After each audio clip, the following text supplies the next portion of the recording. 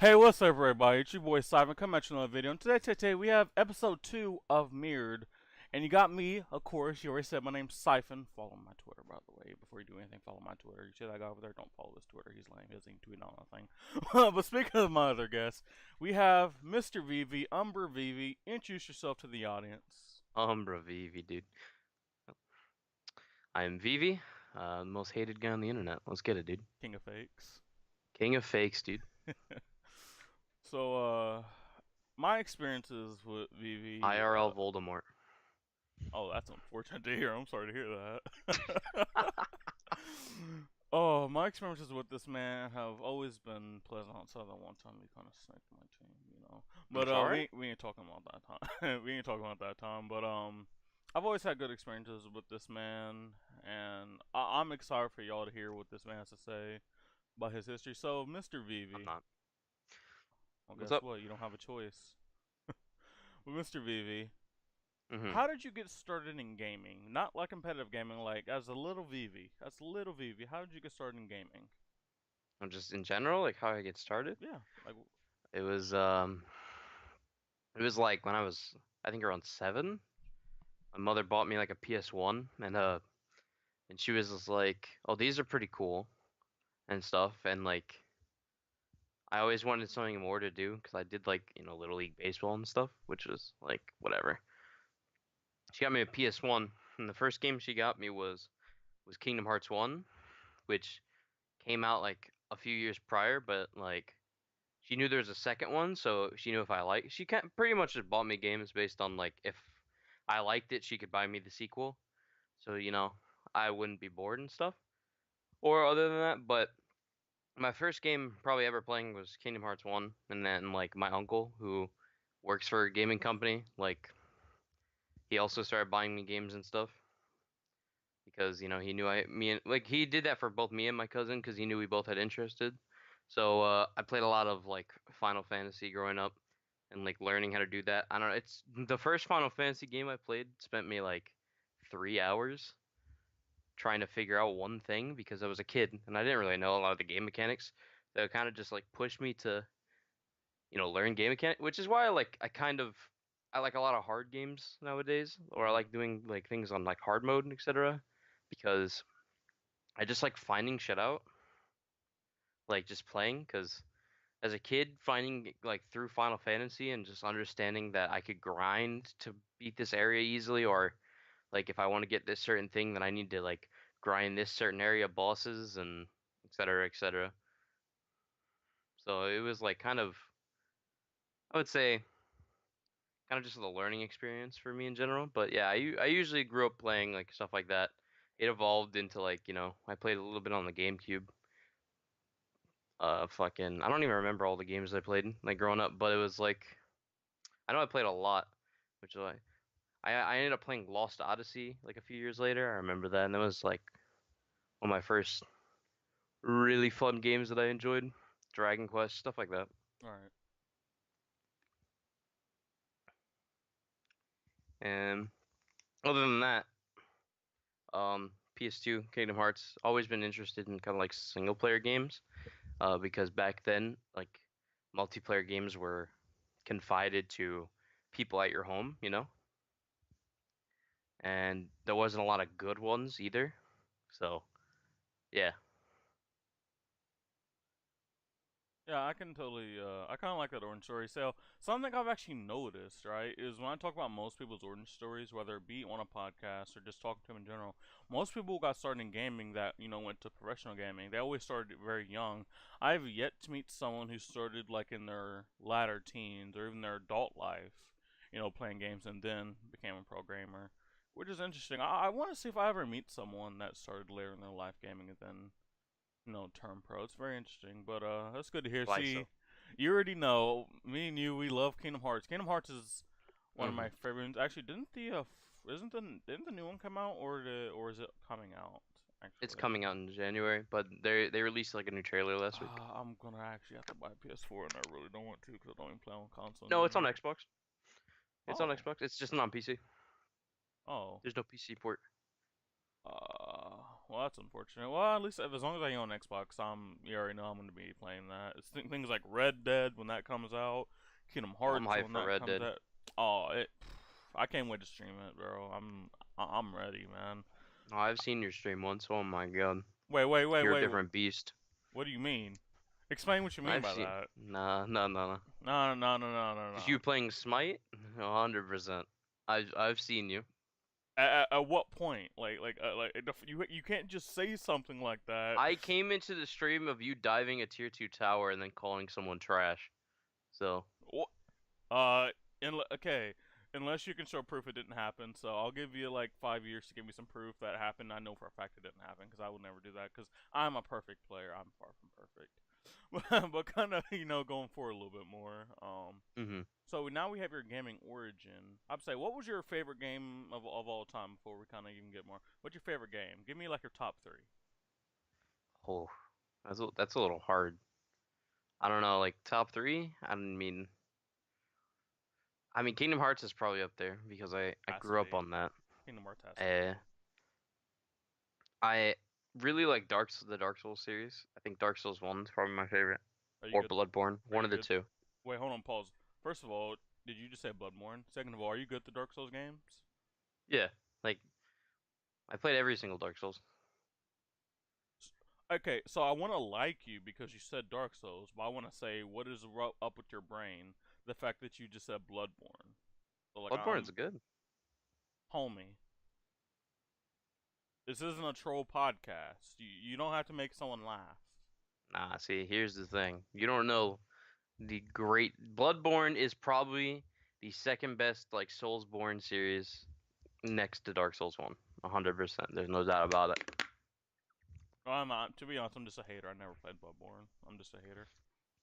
It's really good. It like brings back that like Dark Souls 1 vibe where you don't know where the fuck to go and you don't know what the fuck you're doing and then like there's new game mechanics that you have to get used to and so basically you'll die a lot in the early game but but like with Dark Souls that doesn't happen to me anymore because all the mechanics are the same just tweaked in different games. So Well, if it's like that Dark Souls one film, I might play it. But what about number three? Dark Souls 3? No, no, no, number three, like your top three. Oh, um see like I want to put Destiny up there, but then again I don't because I only really started enjoying Destiny after expansions, which is also kind of how it is for Destiny 2. That everybody's like really hype about playing Destiny 2 because of the expansions and stuff. But I'm not going to, and I'm just gonna say like I don't know, maybe Dragon Quest or something like that of that nature. Hmm. I played a lot of Dragon, or maybe Final Fantasy 4 or 6. 4 or Oh, 6 was really fun. I miss Final Fantasy, man. I haven't played. I followed it, but I just haven't played it in like forever. I just. People underestimate Final Fantasy 4, but Final Fantasy 4 was my first one. So Oh man, also that's. I got my fucking gamer tag Vivi is based off of Final Fantasy character from Final Fantasy 9. No, it's based off an Overwatch arcade game. Forehead. Forehead, dude. Bro, Actual that forehead. was I was so happy when I saw that. Like I remember my early team of Overwatch, we were like kind of making comments on that when the game first came out, like, oh, it's Vivi's adventure on Hanamura. Every time it's always the first thing. Whenever I'm on that map, I always have to go find the Vivi's adventure, man. I don't know why. It's just like, I have the Vivi's adventure icon because it's just like, why not? Fuck it. yeah.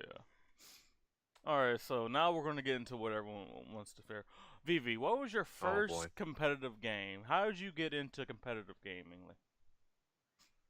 Um, my first competitive game was probably Marvel versus Capcom. Oh, you're a fighting game person. Yeah, I was before I cause like I made a transition from playing. This is why I'm a console gamer in general because I've always played fighting games as well. Like when I got like I for a while I was like into like JRPGs and stuff as a kid, but then eventually it came into fighting games and I played Street Fighter 2, Street Fighter 3, Third Strike, stuff like that. And then you know, 360 I played 4, and then I played Blaze Blue, stuff like that. And then I played Marvel vs. Capcom 2. And then the first time I started doing like local tournaments because, all fighting games have locals and Marvel was like the biggest fighting game at the time Mm-hmm. was Ultimate, and I just got really good at Ultimate. Well, and also in my region, I was known for playing a very, very like underrated team because my characters were not as meta developed as others. What was your team? I used basically Team Resident Evil, but I used Jill. So, Yikes. uh, hey, I used Jill when she came out, but then you start to learn tech with Jill, and then she has an infinite, and then like people sleep on her. I mean, she's still like really kind of underwhelming, but her down super is where it gives her speed is like kind of insane for mix-ups. So I mean, hey, it worked, and I won a All few right. tournaments here and there. Like I think like the last tournament I ever played in Marvel was a win. Um, there's not really the people in MDVA, which is Maryland, Virginia region, is are they were none of them were like super top players signed by like super orgs, but like a lot of them were people who like grazed top 64 and stuff. So, I like to think of it as I did really good. There's a guy who I always used to talk to called Kitsuo, and Kitsuo was also someone who played an underrated team, and he was number one in my region. And I never was able to beat him in number one because I kept like bouncing from 2 and 4 like a lot, which was upsetting. But I beat him like once or twice for the like tournament wins. So sometimes he got knocked out early in the bracket, and which led to me winning like N. But his team of Morgan, Tron, and Frank was pretty hard to beat. So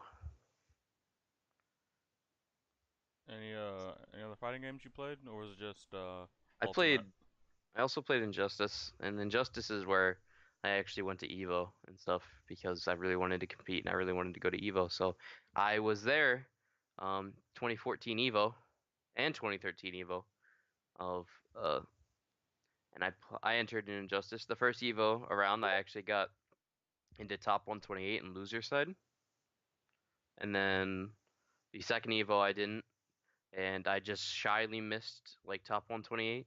I got it out pools, but like I ran like straight into fucking Rio, which is like a Superman player who I think in that tournament got.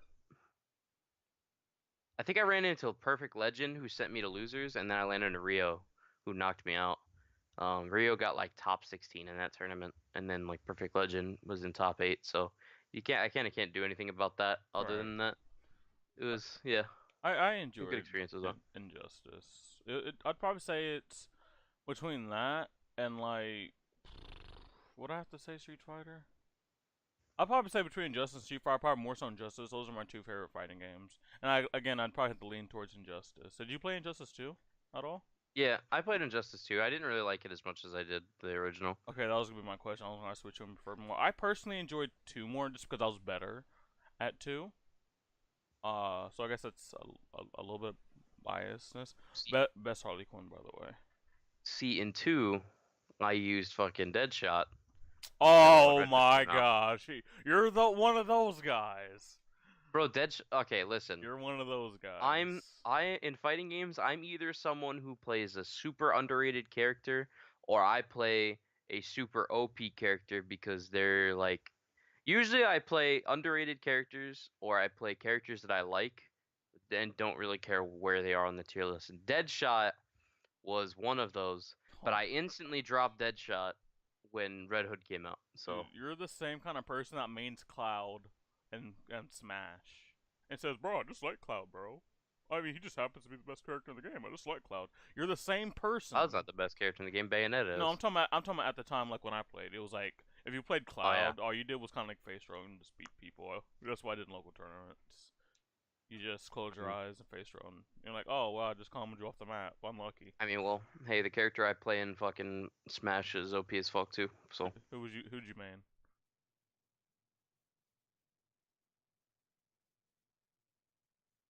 Vivi? I played Bayo. Can you Uh, hear you're, me? you're cut. Yeah, okay, I can hear you now. Yeah, I played Bayo. But who'd you play before? Or did you? Before Bayo came out, Yeah. Pikachu. Jesus Christ, you're actually just like the worst person. I played Pikachu and Zero Suit, but mostly Pikachu. The only relevant characters are Cloud, Zero Suit, Link, and Zelda. You play anything besides those four characters, we are not Oh, Sheik. friends. I also played Sheik. So, The only reason I ever played Sheik was just so I could crouch and walk up to my opponents and like troll them. I never intended to try to win. I just would just crawl to them and just like if I knew I was gonna lose to someone, I just pick Sheik and just like crawled to him and like made jokes. see what? So there's a time in my history of gaming where I kind of want people to forget, and I'm glad people didn't see it. Although SOCOM, someone who rips me a lot for this, is he. It's kind of a meme for SOCOM that I never stay in one game for too long, You don't.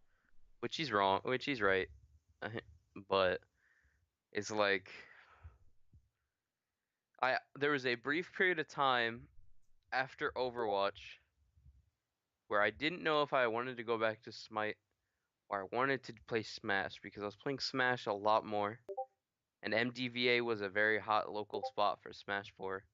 So I ended up getting signed under an organization in Smash, Oh, even on Twitter, is it a and notable I org?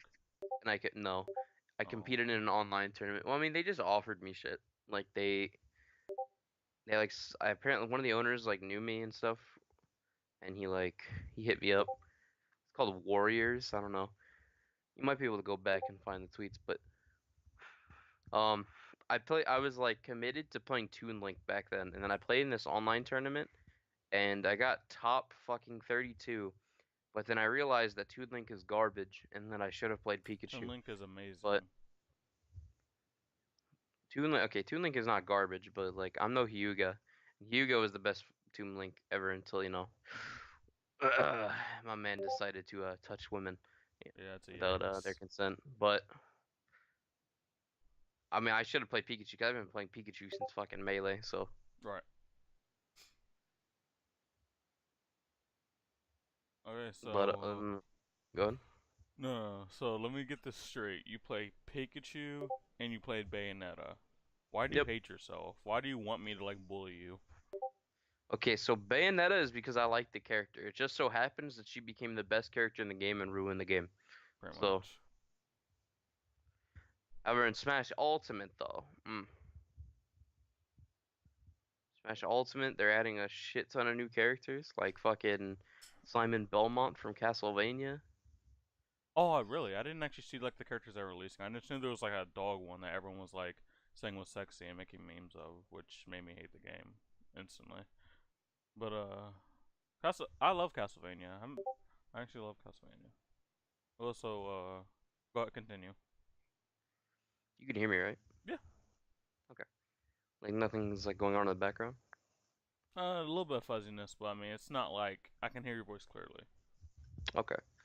It's just I think the fuzziness is because like I have my window open, etc. But like Yeah, if I no, don't have that's my no window problem. open, I'll die because of humidity.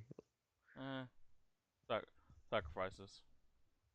Anyway, but yeah, that's pretty much like all in fighting game. And Blaze Blue, like currently I play Blaze Blue in between like a lot of like games. Like right now I'm enjoying Destiny, uh, as well, new expansion. But other than that, I've been playing a lot of Blaze Blue Cross Battle because honestly, I think getting back into Blaze Blue is the funnest thing. Also, they added characters that I like from a series that I think is well heavily underrated and people don't watch as much as they should. And they made a deal like the Rooster Teeth's Ruby. Hmm. Yeah, they Cross Battle added Ruby, Yang, Blake, and Weiss, and they're also gonna add more. But yeah, I played Cross Battle because of Ruby. Just so happens Ruby was big broke, Just so happened. so so ranked is kind of easy mode when I play fucking Ruby and Yuzuhira. So Disgusting. I But mean, I play Yuzuhira and Ruby, but it'd be worse if I played Gordeau, because Team Scythe won Evo, and Team Scythe was just disgusting. It's basically just Ruby Gordel, and you have scythes for days that like reach like halfway across screen. Mm-hmm. Oh But man, that's around it. you're disgusting. Yep. Alright, let's go ahead and move on. So, what happened after fighting game? So, VV decided fighting games wasn't for him anymore. To least main. What happened after that? What game did you go to? Smite, sadly. Hey, brother, I'm with you on that. Um, so, Let's say talk to me about VV Smite and Smite. days. Smite days are not the greatest. They're still not the greatest. So when was season two? Season two was like 4 years ago, right? Something like that. It would have been 2016. No fucking way. Wait, You do. 2016 You're or not doing your math. You're not doing. 2015? You're not doing your math right. I was about to say you're not doing your math right. Well, because Cause season see, one no, launched in 2014. Wait. Oh, wait. No, it wasn't. 2015. yeah, it's 2015, right? Yeah. So it was. I played back then. That's a throwback, man. Oh, I haven't met a lot of old school players. At least on console. But sorry, like someone was talking to me real quick. Oh no, you're But straight. it was so I basically was only into fighting games at that point in time. And like I had a fighting game like knowledge, so like I came in here going like, all right, well, what's the frame data on Athena? But like, Oh my lord. but Yo. it was like, hey, that's not how this game is played. But it was like, oh, how fast does these moves comes out? But like that was the only thing that actually transferred is when I was like I was kind of thinking too much on how fast things come out. But like I don't know, I had a really weird mindset, and I was ass in the beginning of Smite. I'm gonna be real. It was like if you talk to Hanagio or Jonah, he saw me when I came or Despair. They saw me in my prime, just getting into MOBAs, and I was pretty ass. I mean, Not everyone lying was, to to you. be fair, at that time. But as I learned, sadly, I got on a team, and this is how. Okay, so I remember making a Twitter, and this is at the time I made a Twitter and getting better at the game, watching streams. Sadly, I most of my content was from DM Brandon. However, then I started watching Jeff Hinla, and then I started getting into the support role, and I just like grinded watching Jeff Hinla and started like doing things that he was doing and understanding why he was doing things, right? Yeah. And I was also the fucking biggest Jeff fan in season two. Like I was subbed to him and everything. Oh, Jeff's the homie. I've never had a bad combo with that guy. And but it was I made a Twitter and I looked on Twitter and there was people looking for a fifth. And these people happened to be Gabe, aka Zergo, aka Lean Waffles, whatever the fuck he calls himself now, right? You know who I'm talking about, like Zergo. Yeah. Yeah. He used to be called Cypress, right? Wisdom, or I'm superficial. You probably know who he is too. I've heard, but I don't know him. Like I've heard Okay. of him, Styles. of course. Styles was there. And a guy named Number One New York Giants fan. That's disgusting.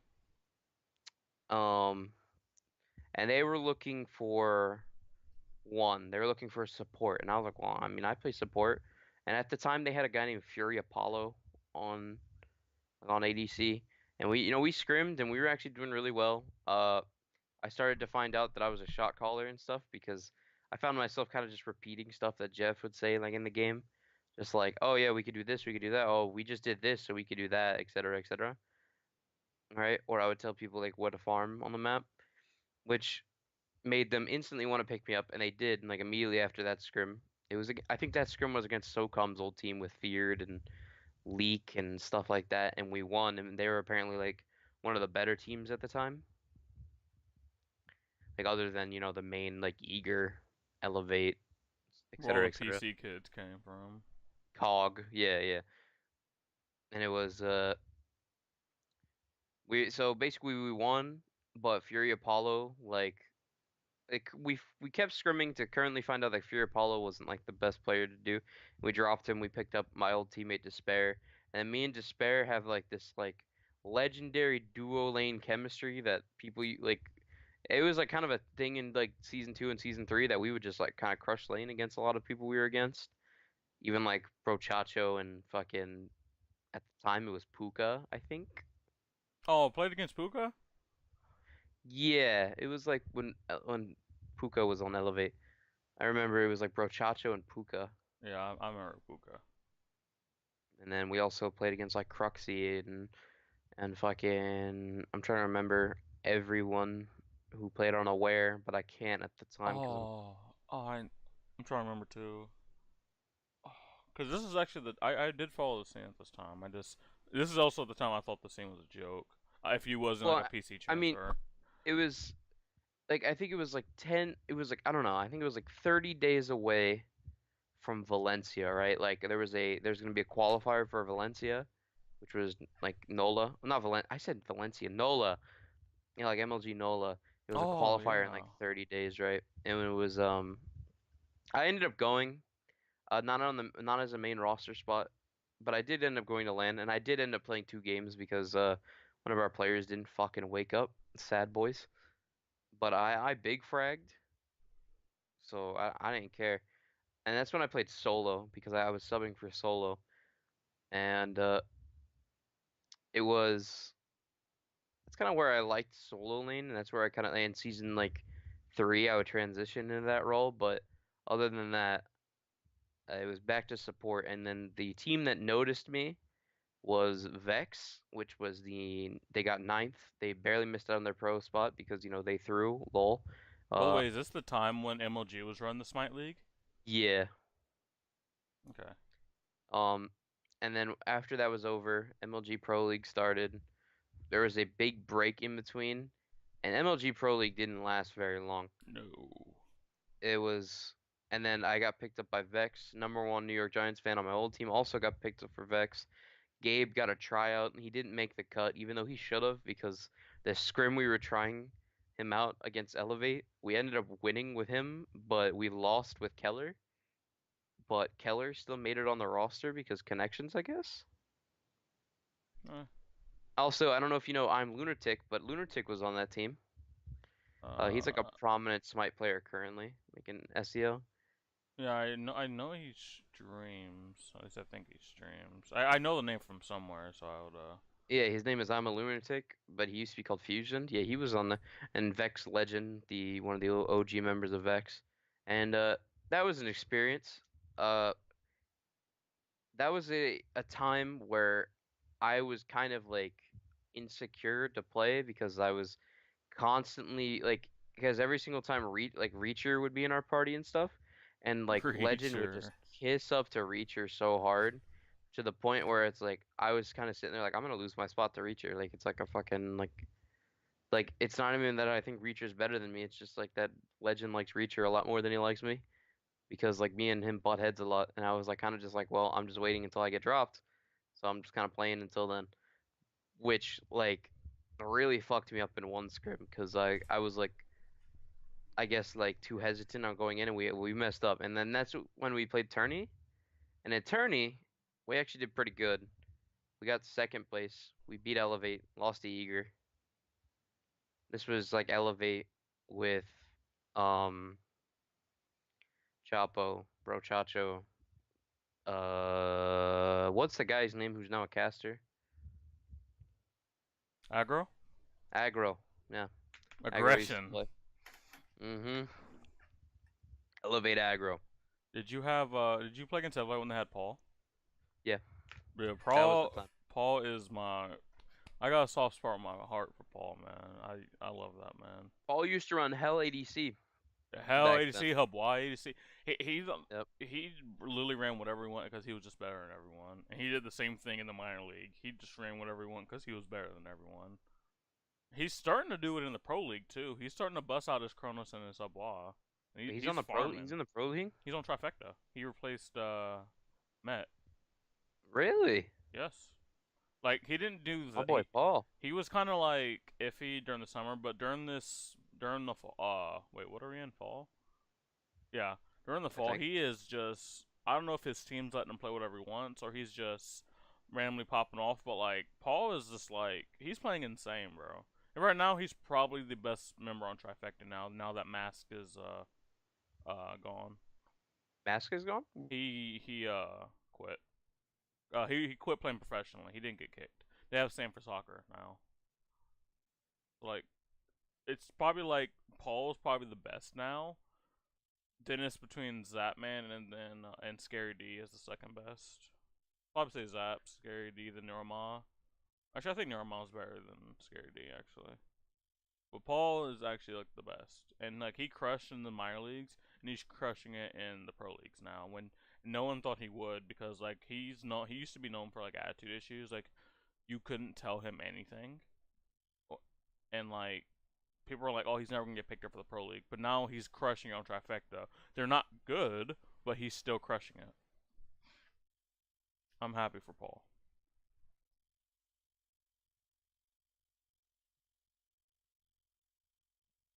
Either, Vivi,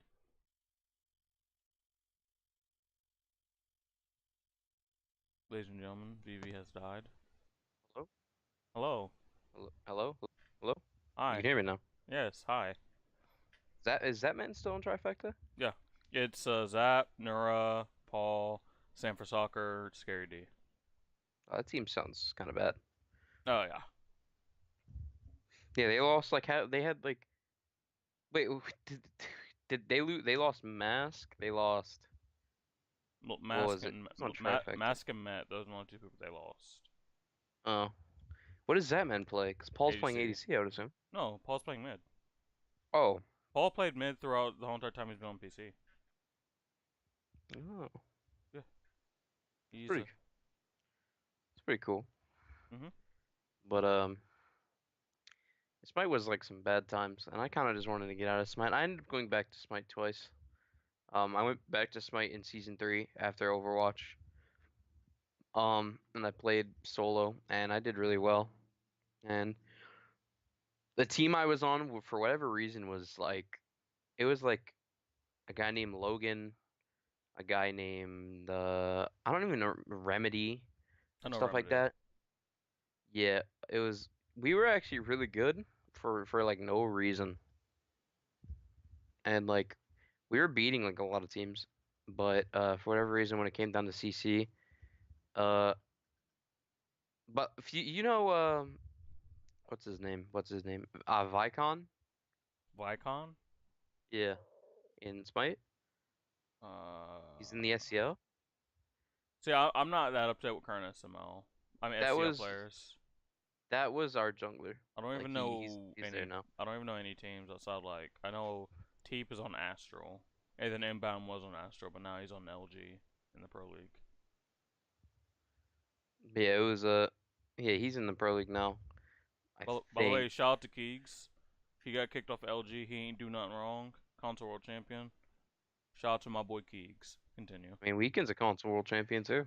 Which Two people, console world champions. which people do not know that. People do not know he was on console. And Yeah, I was there when his team. Oh, that's a funny story too. It was when Weekend first came to console, mhm. him and Hotbo would queue every night. I don't know if you knew that, but on his stream, him and Hotbo would be in TeamSpeak playing like Smite casuals because you can even Hotbo about that. Him and Weekend used to play all the time when they were there. I didn't get to play with any of the other members of Envy, but I got to play with like Weekend a lot. I got to like talk to Allied once because he joined our TeamSpeak, Oh, and like, well, bless Allied's heart, and I miss that boy dearly. dude, that's not But like that. like, that's the one thing because like I had a conversation with that dude like off stream, and like it lasted for like a good 20 minutes because fucking Weekend and Hotbo were AFK and they were about to do scrims, and I had like a good 20-minute conversation with Allied, and I was just like, I'll never fucking forget it. Like fucking like that guy was fucking chill. Like I was just some random in TeamSpeak, like that weekend. I think like I did like a fucking I think Hoppo invited me or I did like a sub game or something, right? And then Weekend saw I was like good and then he kept inviting me and like eventually it got to the point where even if when he wasn't doing sub games, he would just invite me in Hotbo. And then he gave me the link for a TeamSpeak and then like shit was just like kind of got from there and like I don't know. Like Allied was so cool. Like I just like he's never seen me before, but he was like chilling talking to me and he was even asking me questions. He wasn't just sitting there and I was asking him. He was like talking to me and shit and talking to me about fighting games because people don't know this, but Allied used to also play fighting games. He used to play Smash and Yeah, he shit. was an amazing Smash player. That's Eh, Smash is technically how I got in Smite. So like hearing him talk and stuff was awesome. And then when he passed, it was like it made that experience a lot more like special to me, like me talking to him like that. But you know, at the end of the day, it's I don't know. It was like a fun experience. Weekend was cool. Yeah. Um, like obviously once he left, we'll go back to PC. Didn't happen again. Doesn't he probably doesn't even remember who I am, but because I don't go in his chat anymore either. Like I stopped watching him at that point in time. Oof. So I mean, you talk to him, you could probably ask him like, "Oh, you remember Vivi?" And maybe he will, but like probably doesn't. Mm. I mean, he doesn't remember me. Like, there's actually so many people that like once I like went off the face of the earth and like early season three, everyone, no one like. There's some people that remember me. Like, so many people don't remember me, and some people that do are like, I think I know your name from somewhere. I just don't remember. They like know my name, but they just don't know why they know my name. I'm just like, guys, come on. I have to like restart my friendships with like so many people because they don't like remember me from like the early days of Smite. It was bad, man. But it's also like I f I feel like you could probably like find the old VODs of when like we can play console on like season two. But I don't know. It's like I just remember the you can even ask Hoppo that like me, him, and Weekend used to like queue and shit. But that's another thing. Hoppo, like I don't know. I became friends with Hoppo, and my man's now a dad. So oof. I hate hot ball. All he does is freaking Q casuals and kill me, and then take my He mid. plays on PC a lot now, right? Yeah, he kind of plays on both. Yeah, I was gonna say I see him in like DM Brandon's in houses a lot. Yeah. That's also someone I used to watch when I played solo lane, and I watched DM Brandon. But I mean, before you say anything else, at the time he was probably known as like the smartest and like if you wanted information about Smite at the time, that's the only person you went to. Like just straight up. Like Well, I he mean, especially for solo lane, because my man like knew every matchup. He knew how to play every matchup. He would explain it on stream on how to play every matchup, and it was just like even like off meta matchups, he would explain like what you have to do in this scenario, and I was like, so it was like to be a better solo lane, I watched DM Brandon. I right. also watched Cyclone Spin, but like Cyclone's Oh, been trolled his brains out, so. Cyclone. Oh, Cyclone, man. Funny, man. I might. Cyclone Spin plays ADC now, right? He's crushing it as well. Splice. So, like, funny little thing about Splice. I know They're like this. They were the worst team, right? Now they're like one of the best. they were the worst team. Like, I might even find the tweet. So, fall split of for Smite. I literally tweeted out. Splice should drop their current roster and just pick up Paul's SML team, which was Xani on set. Just drop Splice and pick up that team as a full. And I didn't think they would get like first or second, but I thought they'd maybe win a game or two. I am glad I ate my words because if you look at that team from objective standpoint, you have Divios, two-time semifinalist, and probably one of the Is he a two? I best don't think soloers he ever. he's not a two-time. He's one. Uh, He got quarterfinals once with Eager. no, they made the semis against Obey, and then season one they got semis. They faced Hoppy in quarters Well, with Negro. he got second place in the first one. No, third. Team. It Oh no, yeah, that's right. it was Prime It was and Cloud. Titan, Yeah, it was Prime and Tight. and then in season three he got semis because they lost to Obey in semis Yeah. in five. So you have that, and then he's probably one of the best legacy soul laners ever. Then you have Cyclone Spin, one of the hardest carries in the history of Smite, in two different AFK row. Cyclone Spin, dude. You remember those days Oh, those where were the freaking Cyclone, days. Uh, where Cyclone could play anything in the solo role and he just frag his yeah, brains out? it was OV if you were against him. Except he was, oh god, he just played with everyone, just killed everyone. Bro, like literally his team, like Kiki is not the most mechanically skilled player. Weekend, like, not the most mechanically skilled player. Allied was pretty good in his prime. Incon, like, ugh. But like At the time, Incom was insane, at but the like, time, okay, Incon became bad when Hand of the Gods wasn't in the game. yo, rip Hand of the Gods. When Hand of the Gods wasn't in the game, Incon like just started feeding his brains At the out. same time, he was the only person like really theory crafting outside of like Shadow Q, but Shadow Q was way past his prime. Tall boy Shadow Q. Is he doesn't play anymore, right? Nope. Good riddance. Anyway, bro, I saw that man in the SCL or an SPL so long. Like he was there the entire time, just on a bottom team, just there. He was always Yeah, there. once he got kicked from Dignitas, it was pretty much a rip for that guy. He was never going to see the like a top 10 ever again. Ever again. Denial, dude. Denial. Hey, homie, Denial shot Sekindara you. was on that team. Sekindara. Homie Faye. I don't Yeah, know yeah. why he changed his name to Sekindara. That was just.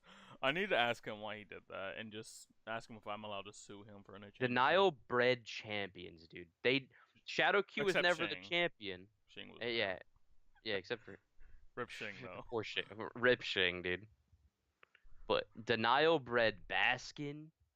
The Yeah. bet in season 3, Baskin was literally untouchable. I mean, so was the latter half of season 2, Baskin, except when they ran Epsilon. But actually, he played well against Epsilon as well. Actually, See, but you can't lie. Season 3 solo lane Baskin, he literally could troll against you. He did. He literally just like fragged everybody. yeah, he kind of gave that Cyclone fail, but like instead of getting like pentas and quads every match, he just, hey, you seen that That's soul when he was laner on over there? sword.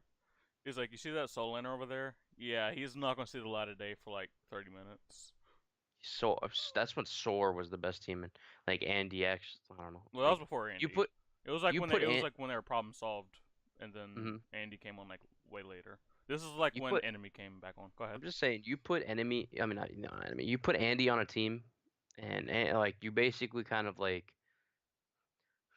you're gonna frag all season. Like you're gonna probably get the top team, but like when it comes to LAN, like it's a dice roll. Well, it's kind of a dice roll now because if I'm looking at this objectively, Andy has not really made the space station better in season 5, like I was hoping it was. Because I was hype. I was kind of like a kid when everyone else, like when Andy finally came over. I was a kid screaming like, "Oh, Andy's back on with like Jeff and Bear and Baskin." But if I had to be honest objectively, while E United has played well and like the scene as a whole has gotten better since last time he was with them, he really hasn't impressed me. Outside of like a few games, he really has not impressed me. But that could be because you're with Baskin and Baskin kind of gets all the resources. Cause like, why not give Baskin all the resources? So, and Andy is the kind of guy that needs resources, in my opinion. But that's just me. Anyway, moving on.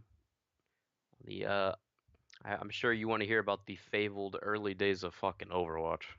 Okay, before that, is there any other thing you want to talk about from Smite before we get to Overwatch? Anything else? Actually, yes, because this leads into Overwatch. So when I joined Vex, I left behind Styles and Gabe, right? Mm-hmm. And this would come to bite me in the ass pretty hard because there's a lot of stories about that. But other than that, Smite was just kind of boring. I met a lot of good friends there. I met Sat there. Sat's like one of my better friends right now. Mm-hmm. And I met him like end of Smite, and brought him on, and I got to know him during Overwatch. I met Hyper, and you know Hyper Carry, right? I've seen him in your parties. I've never talked to him.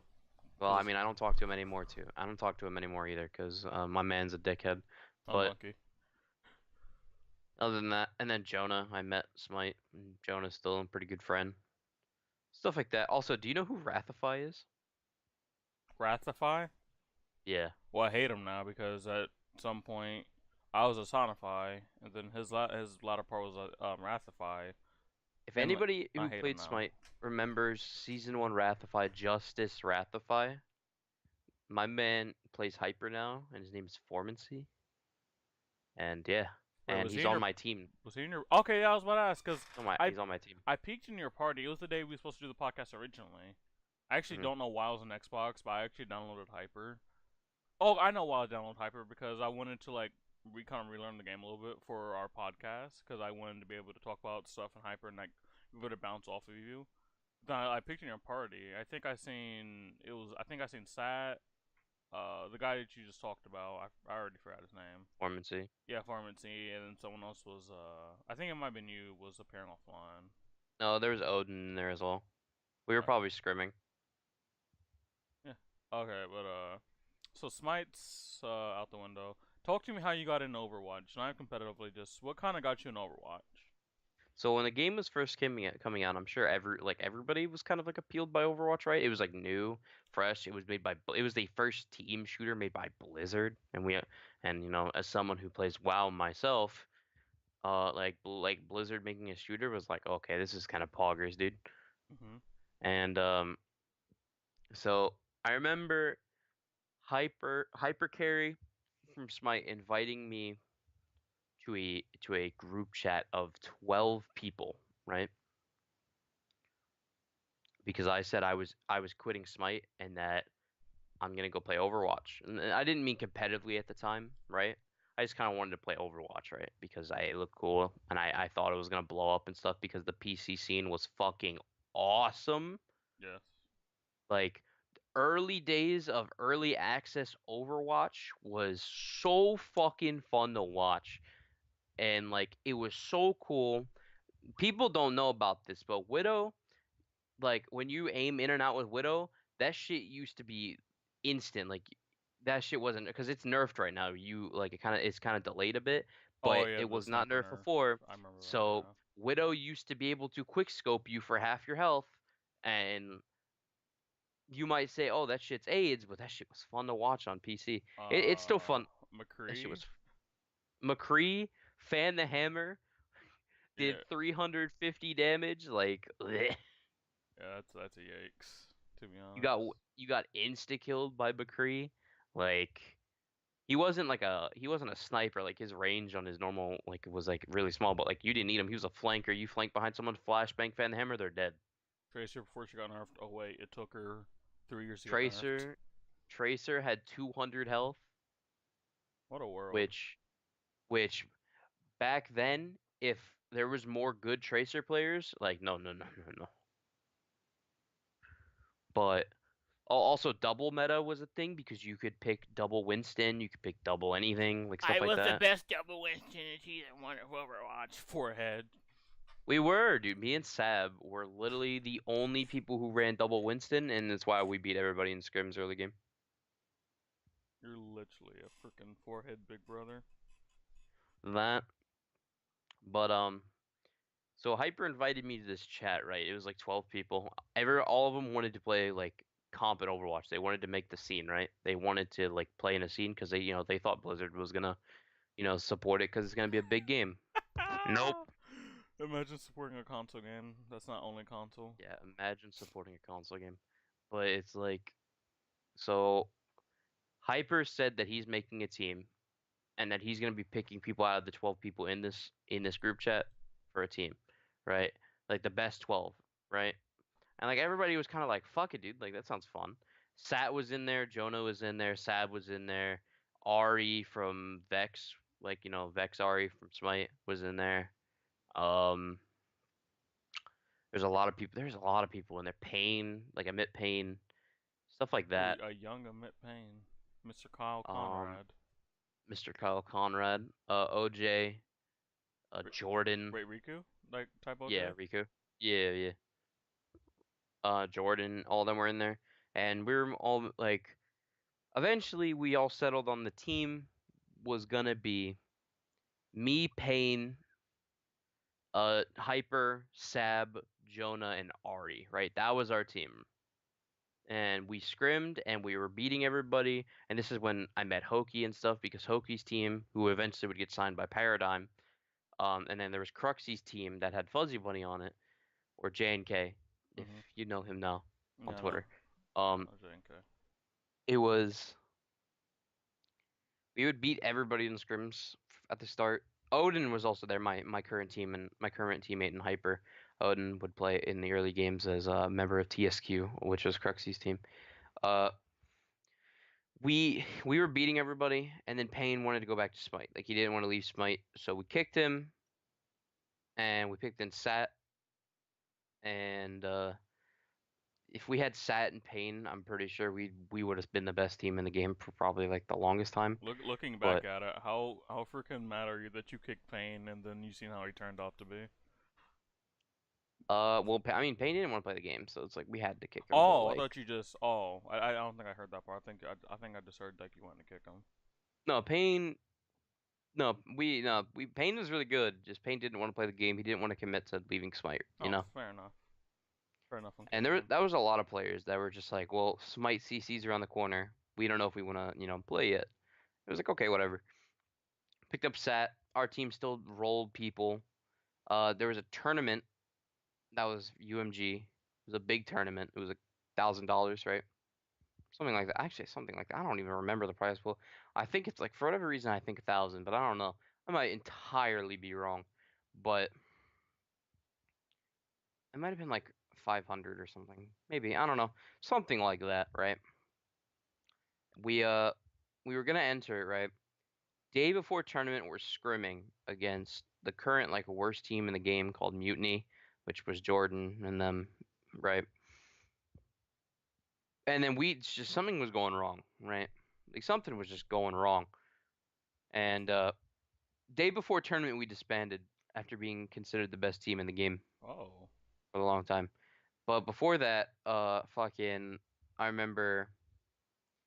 By the way, in beta of Overwatch, there was no custom lobbies. So to scrim, you would just six-man queue at the same time. Oh, that you had a paladin. You had to do what we did in pounds. Just use. Yep. You had the six-man queue, and if you sniped into it, you basically sniped into each other, and then you had your scrim. Um, which happened in beta a lot. We scrimmed Paradigm like fucking like a shit ton. Quick thing. What did they get signed by actual paradigm? Like the Like paradigm that like Paradigm, Smite Paradigm. $1 Yeah, one paradigm. dollar Paradigm. Yep, $1 Paradigm. Lydia, boys. Unlucky. But Continue. yeah, going in, we were like, okay. We ended up disbanding. Hyper left the game. That was one reason why we had to disband. Also, me and Sat. This is where the snake meme comes from with me and Sat, is because me and Sat took Jonah. We left behind Ari and Sab, and we went to the second best team currently, or considered second best team, which was Gabe and Styles' new team. And we took half of that roster and merged it with our half and created what is known as Erased Boys. I don't know if you know the legacy of Erased and where that team name comes from,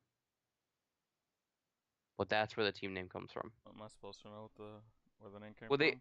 there was a Paladins team called Erased, Well, right? I Like knew that, Sats. and that's what their team was, but I didn't know like. Yeah, so Erased has happened in like almost every game. It happened in Smite, it happened in Paladins, it happened in Overwatch, right?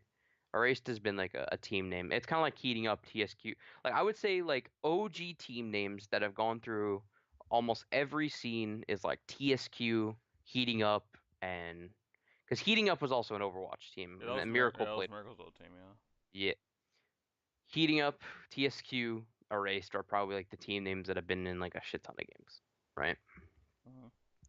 And fucking that was the first roster of Erased was me, Flacco, Styles, Gabe, Sat, and Jonah, right?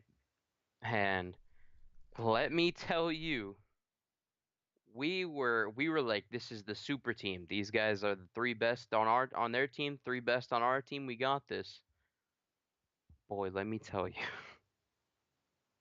Okay, tell me. holy fuck, we were so bad. Unlucky. We it's almost as if like fucking taking three of their members, taking three of our members, synergy wouldn't be there, and we're constantly running around like headless chickens. But that's what happened. So we were fucking bad, like TSQ and Paradigm, because Paradigm ended up winning the tournament because we weren't in it. They got picked up by Paradigm, and we just lost scrims to heating up. We lost scrims to TSQ. We lost scrims to Paradigm. The only scrims we were winning were against Comedy or Baldi's old team Mm-hmm. and Mutiny. Those were the only two teams we were. Well, there was a few other teams we were beating, but those were the main two teams we were beating. The Carrots team we also beat, but like we could not touch the top three teams. Like we were fucking just bad. And then Sat ended up quitting. Well, not quitting. Sat kind of like, I wouldn't say snaked, more just like he wanted to play on a top team. He got offered by TSQ. That didn't go well, by the way, because they didn't actually give him the spot. Unlucky. But he left the team, so he was kind of in this limbo state where he wasn't playing for a little bit. And we picked up Payne again. And something clicked when we picked up Payne that we just started fragging. I don't know what it was. It's just the Payne factor, I guess. You pick up Payne, your He team's brings the pain instantly really good. train. Yeah, he brings the Payne train, dude. But we picked up Payne, and Payne was the best McCree, the best Widow. Like Payne was like probably Payne is still I would consider the best player at Overwatch. Period. Like on console, just like Mm-hmm. period. But it was for whatever. Scrims were very interesting. Like we had a lot of interesting characters on our team, and I was in a Plink support at this time when I was originally a tank main because Styles threatened to quit if he didn't get to play tank. Yeah, lol. Anyway, it was Flacco was very interesting. Flacco doesn't play current competitive games anymore, and I don't think he cares if I say this, but like my man in scrims, and I don't think he's racist at all, right? Oh, But I can he never just see where this is going. my man when calling out people would call them hard R's, and I Flacco is an interesting character. And I've that was our comms and scrims. Obviously, that stopped when Dreams era, like shoulder head in the thing, but yeah. like, back then that's what Flacco used to do. Yeah, I've actually noticed that that word is pretty common in like at least a quarter to maybe like 2/5 of the console players I've played with. That is in their like everyday lingo. Which I mean, like I guess it may not be right for me to like not care that much, but like I kind of say the word. Now I don't say the word that much anymore. It's because I'm trying to stop myself from saying that word. But at the time, I never really cared if someone said that word because I know that if I don't let it negatively affect me, and like if something if something's not negatively affecting me, then I don't care. That's kind of like how I rolled, and I kind of still roll to this day. But See, yeah, but like, that word is so common to the point where it's scary. Even on see, Twitter, it's like, oh my gosh, you're publicly see, saying this now. but here's the thing: it's like not even with hard R. Like a lot of people, I don't know. Like back then, I would say in like 2015, because like shit's changed a lot in like 3 years. Hmm. You know what I mean? But back then in like 2015, like people didn't care if you used like the N word but with an A at the end, right? Like if you're even if you were white, like a lot of people just didn't give a fuck to tell you that like you're wrong, right? So even like I'm doing this pretty much like to cover myself because I don't say that word, and I don't think like white people should say that word in general because I just think it's really cringy and I just think it's Oh, disrespectful, it's cringy. No matter if I care or not, it's cringy regardless. I Yes, think it's cringy it's and big corn. disrespectful. However, you could probably go back to Smite days and see me like saying that word to Leroy, like not hard R though. Like it was more just referring to him as a friend and stuff like that, and he didn't care. But eventually, I just found out that it's just like, well, not found out. Eventually, I just realized that like even if I mean no harm using this word and everybody around me knows I mean no harm using this word and they're letting me do it, it doesn't mean I should do it. So I stopped using that word, and I don't think you should. I don't think white people should use that word in general, like at all. But I mean, people do it, and like I can't stop them from doing it. It's not gonna I could just stop. tell them that it's like kind of disrespectful because nowadays people are very, very fucking like they'll get on your ass if they see someone white saying that word. Like 2015, people didn't give a fuck. Yeah. But like Yeah. now, it's like people will get on your ass, and I'm glad that I haven't. That word has been out of my vocabulary for more than like 3 years. So, and I didn't mean it in any disrespectful way, but like I just feel like it's more respectful if I just like completely just don't say it, not even to my friends, not even to people who don't care. I just don't use it. Which, that's good for you to do, to recognize that it's technically okay. I'm using quotation mark. It's okay, at least for the people you're around, but to still say no, this is wrong, and People to like stop. Erica This still do it is and get away with it, but I don't think she should yeah, say it, but it just happens. yeah. I've kind of even said to her what I kind of said to you is like that word doesn't like hurt me, so I personally don't care. And I even told her like I don't really care if she says or not, but like if I'm speaking to it objectively, she really shouldn't say that. It just kind of looks bad. I don't know. But It's like at the end of the day, it's the internet. Like there's a lot of people who just like insulting wise will use that against someone like with a hard R like on Twitter, and I'm just like, well, I mean, there's a lot of people that just say it casually, like, "Hey, I woke up today. I had me some bacon. Looked outside. Oh, there's a hard R." I'm just like, wait, what? Like, of all things you could say, why do you pick that type thing? It's just like it always seems kind of unnecessary and forced that people people say just that want to be word. edgy. I don't think people are entirely racist. I think people just want to be like edgy and say Yeah, stuff like which I that. know you go on YouTube videos and see all these people saying this racist stuff. I don't think a lot of people are racist. Like when scandals come out of someone being racist, it's like Hulk Hogan, which this is very controversial. You probably heard about the Hulk Hogan thing, right? Hmm. I never thought for a second that he was out and out racist, but I do question where his mind is at the same time. But like if I walk up to him and someone gives me an opinion, I'm not gonna say yeah this guy's racist. I'm not gonna say that. It's because I don't think he is. But we're to kind of get back on track. We're going to super political stuff. So you pick up Payne again. He brings the Payne train, and as things are going well, you drop Flocky or Flacco. So what happens once you drop Flacco? Who do you get? We didn't drop Flacco. I thought you said you It dropped was Flacco.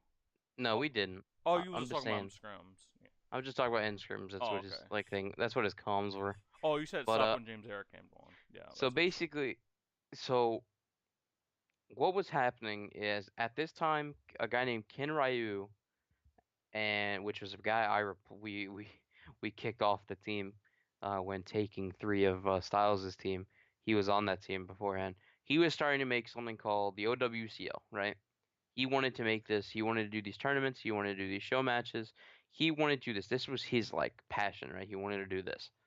Unsteady. I don't know if you remember Unsteady. No. The Unsteady is like an Overwatch streamer. He also wanted to be a part of it. He wanted to be a caster with me. I think it was him. I'm pretty sure it was him. Um, it was that. Do you remember DSP Stanky? Yes. Yeah, he was in the scene earlier. It's crazy to see him blow up like that. Um, he was in the early Overwatch scene, but I ended up getting dropped, and this is where I'm saying it ties into Smite, right? I ended up getting dropped because I dropped because I left the team to join Vex in Smite. Styles and Zergo brought up to me that they don't think they can trust me because of me leaving a team in Smite, so they're gonna drop me here. Which, in retrospect, I look back and I think, wow, it's pretty childish. Yes. It's and kind of But random as well. it was like I got dropped because of that, just out of the blue. They just were like, oh, we can't trust you, like stuff like that, and I don't want a teammate that we can't trust. And I get that part, but I mean like the whole, oh, you dropped us in Smite thing. I feel like it'd be different. It was like early Overwatch, like right when it started, but it seems like some time would have has passed since then. So it's like the fact like you must have been really insecure about your spot on the team if like you're randomly not able to trust someone even though they kick someone for because people get kicked literally all the time, like literally all the time. I don't think that was entirely the other reason. I feel like, but I feel like that part was the main reason, but then they also like started trying to like find re other reasons because we okay, so in I am guilty of in scrims not wanting to play my role entirely, right? So Uh-huh. my role back because I was forced on support. Like to literally play with this new team, I had to play support because Styles refused. Like originally the plan was me to play tank, me and Flacco to play tank, and Styles was gonna be on support. But then Styles was like, I'm quitting the game if I'm going on support. So I ended up playing support. And Sat even told me, Sat was like, we don't need to do this. You're a good tank if we can just get three other people. And then I was like, nah, it's fine, I'll play it. Back then, my role was I play Lucio 24 fucking 7. Oh, I hate Lucio. My role Currently. back then was Lucio 24/7 with some Symmetra. Oh. And in scrims, if we're on defense, I didn't think that Lucio did as much, as stuff. So I ended up playing like another tank or another DPS. Like basically, I was hard flexing around, right? Mm-hmm. And it worked.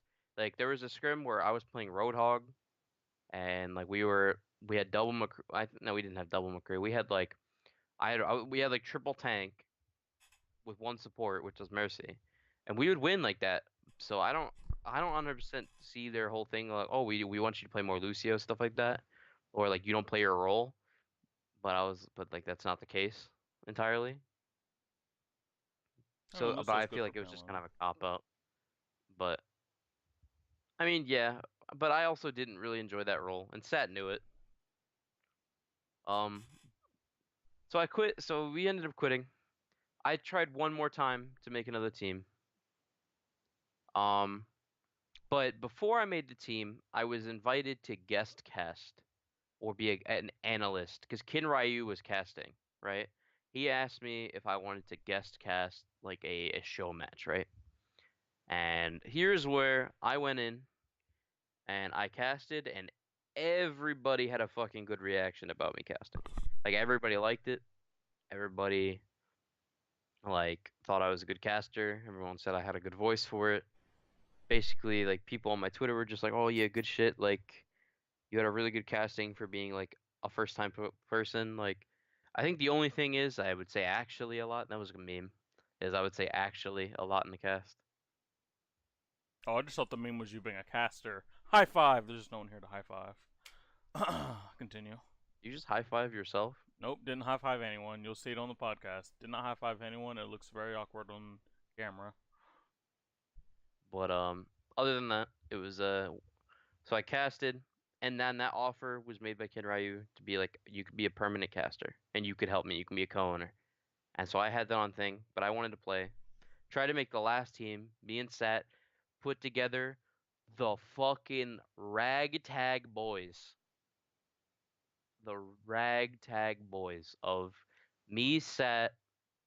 This team was literally me and Sat originally were gonna call this team Sat and VV Carry Project.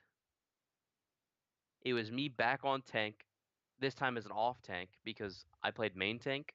Actually, well, I can't even say when I played tank, I played Winston and Zarya because double Winston or double Zarya and shit like that. Mm-hmm. And then I never played Rhine, but I'm on off tank as the main back then is when Zarya was busted.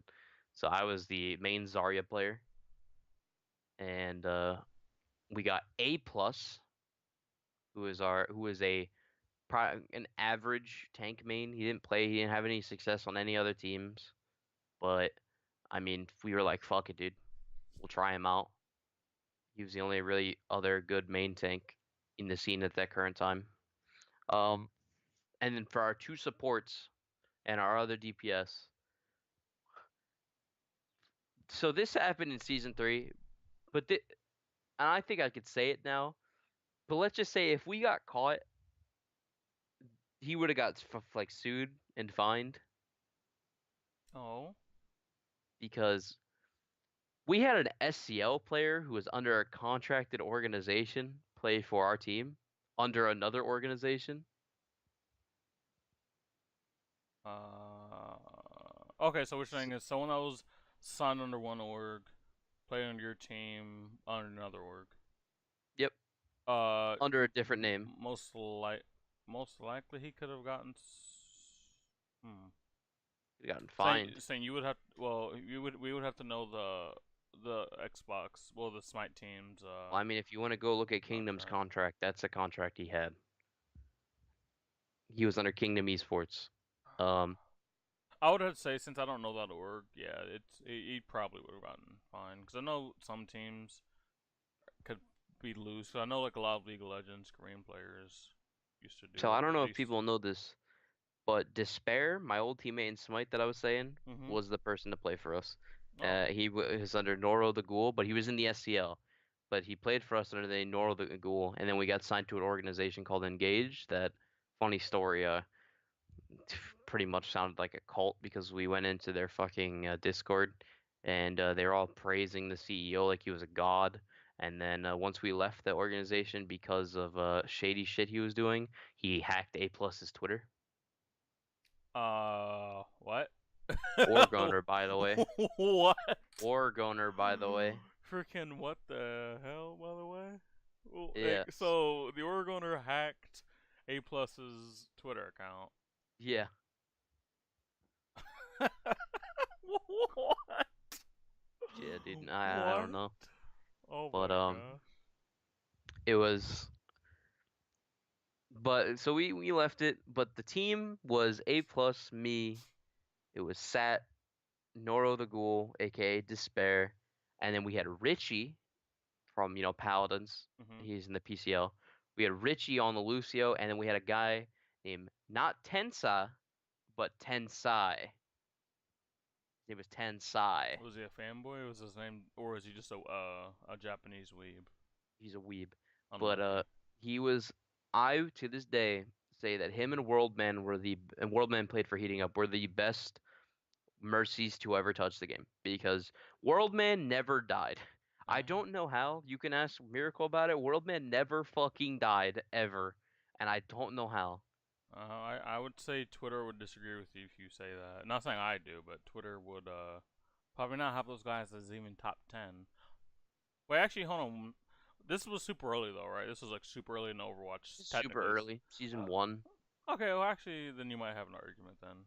Because like most times when I see top Mercies, top Reinhardts of all time, I see people who were here like season 3, season 4, like on.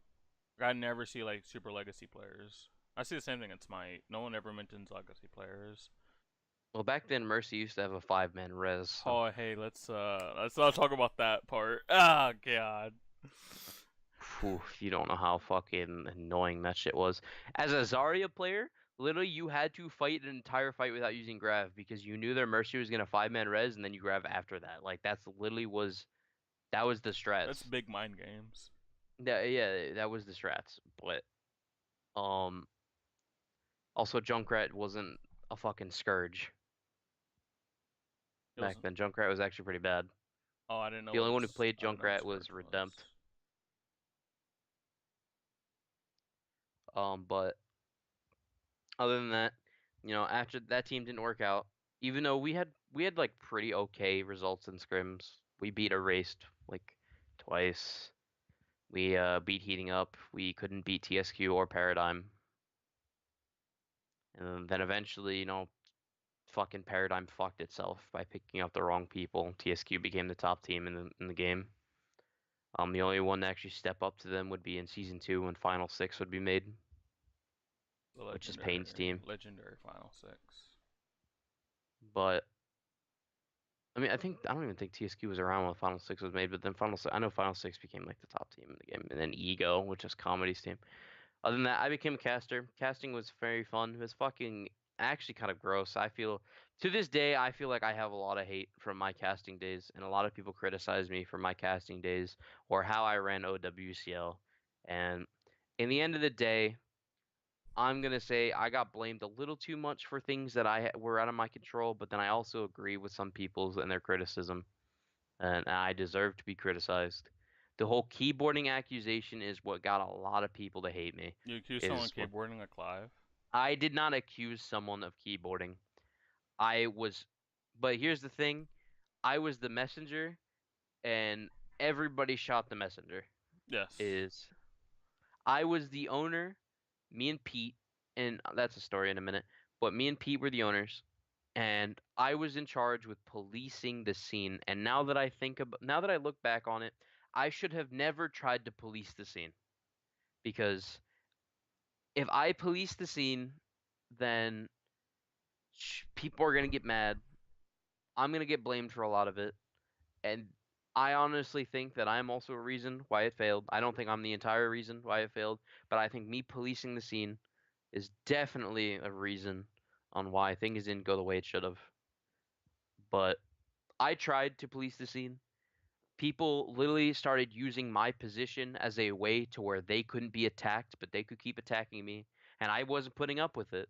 So I came at people's necks, and they were like, "Oh, you're not being professional. Why are you not being professional?" But I mean, like, you came at me first, not being professional, so why should I give you a professional manner back? That was my whole thing, but people didn't like that. Would Golden Boy be proud of that? VV. Golden Boy said I was a good fucking caster. Fuck off. Anyway, I know, I know. I was seamlessly getting the fact that you talked to I Golden know. Boy in there without. I didn't even talk to Golden Boy. He just appeared in Twitch chat. I thought I thought I had it backwards in my head. I thought you like talked to him and then he. Nah, he just appeared in Twitch chat. He also appeared in the Overguard Twitch chat. He was in the console Overwatch stuff twice, like in Twitch chat.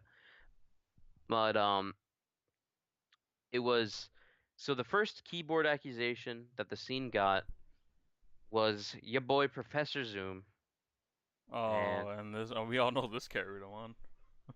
oh yeah, this definitely carried on. Um, so I was told by many people that he keyboarded. Did I think he keyboarded? I didn't know. I don't know, right? But I had to do something about it because everybody was yelling at me to go do something about it. I told Pete if he wanted to go do something about it, he could. He said, "Nah, that's all you." So I had to go do something about it. I had to basically clear his name or send him to the fucking like executioners. Mhm. Um, which by the way is very hard to do. It's very hard to find out if someone's keyboarding. Like I'm being real. It's like It super hard. is. It is. Um, and basically I went to him and Skeppy, and I probably could find the old DMs. I went to Skeppy, I went to him, I went to I forgot who was on Skeppy's team at the time. Wonderful. Um, and I was like, hey, I need Zoom to give me evidence that he's not keyboarding. Because you guys could be seeing a ban if he is keyboarding, and you do know about this. And they took that as a personal attack, like I thought he was keyboarding, right? But it was more what they don't know, and what Skeppy and them don't know is that I never came at them to cause any harm. I came I I came in and I was super annoyed that people were hassling me saying that I wasn't doing anything about the keyboarding going on in my league and that I needed to do something. So I told Zoom that he needs to show me that he's not keyboarding to prove everybody wrong. They took it as a personal attack that I was witch hunting Zoom, Uh, quick marked quick question in this. actually. Go for it. Yeah, go for it. How would he have given you evidence that he wasn't keyboarding? Like See, what was you that's the looking hard. for? See that I was looking for him to just like stream games, but then he streamed a few games. People still weren't satisfied. There's nothing I could do at that point. But I was told by Pete to keep trying because Pete was also thinking that he was keyboarding, and that Pete wanted me to find evidence that he was or was not, and I couldn't because it's very hard. I can tell him to stream, but then he can just plug in a controller. Like it's super hard to like actually find evidence that he's keyboarding, right? Mhm. Couldn't do it. They thought I was witch hunting him. I was trying to get him banned, which ultimately led to a lot of people wanting to see me out of the position I was in. A lot of people came to my defense on Twitter in every scenario, like sat in them, Styles, even Styles in them came to my defense. TSQ, because I was good friends with like everybody on TSQ with Odin and all them. I even subbed in there for their scrims one time. They all came to my aid. a lot of the teams that didn't come to my aid were Skeppies, Heating Up, and stuff like that. They were the ones against me. And Wonderful knows this. Me and not Wonderful, Miracle. Me and Miracle have history, and not we've had beef. Um, I wouldn't say like hard beef, but it's definitely as Miracle definitely criticized me most of a lot of people. I think of a lot of people, Miracle is the one who's criticized me a lot about like how I ran Overwatch and stuff, right? Hmm. But um, it's it's nothing I could do. I had to step down, and then as soon as I stepped down, Pete ran away with the league prize pool. The league qualifiers, I got to see 4 of them go by. You know, I got to cast 4 of them. I couldn't. There was 6 of them. I got to cast 4. Then I had to step down. It was really fun while it lasted. Um, it was fun seeing my erased boys be the last team that qualified before I had to step down. It was really nice to see like, teams like Witness come out of nowhere and just completely dominate when like nobody thought they would do it. Um, it was a really good experience for me, and I really enjoyed like Overwatch and casting Overwatch. Um, but you know, there's nothing I could do. I made some mistakes. I tried to police a scene that I shouldn't have because I couldn't police it. I couldn't make everybody happy. I was only one guy. I didn't want anybody to believe I was witch hunting them. Um, I didn't want anyone to believe that I thought they were cheating.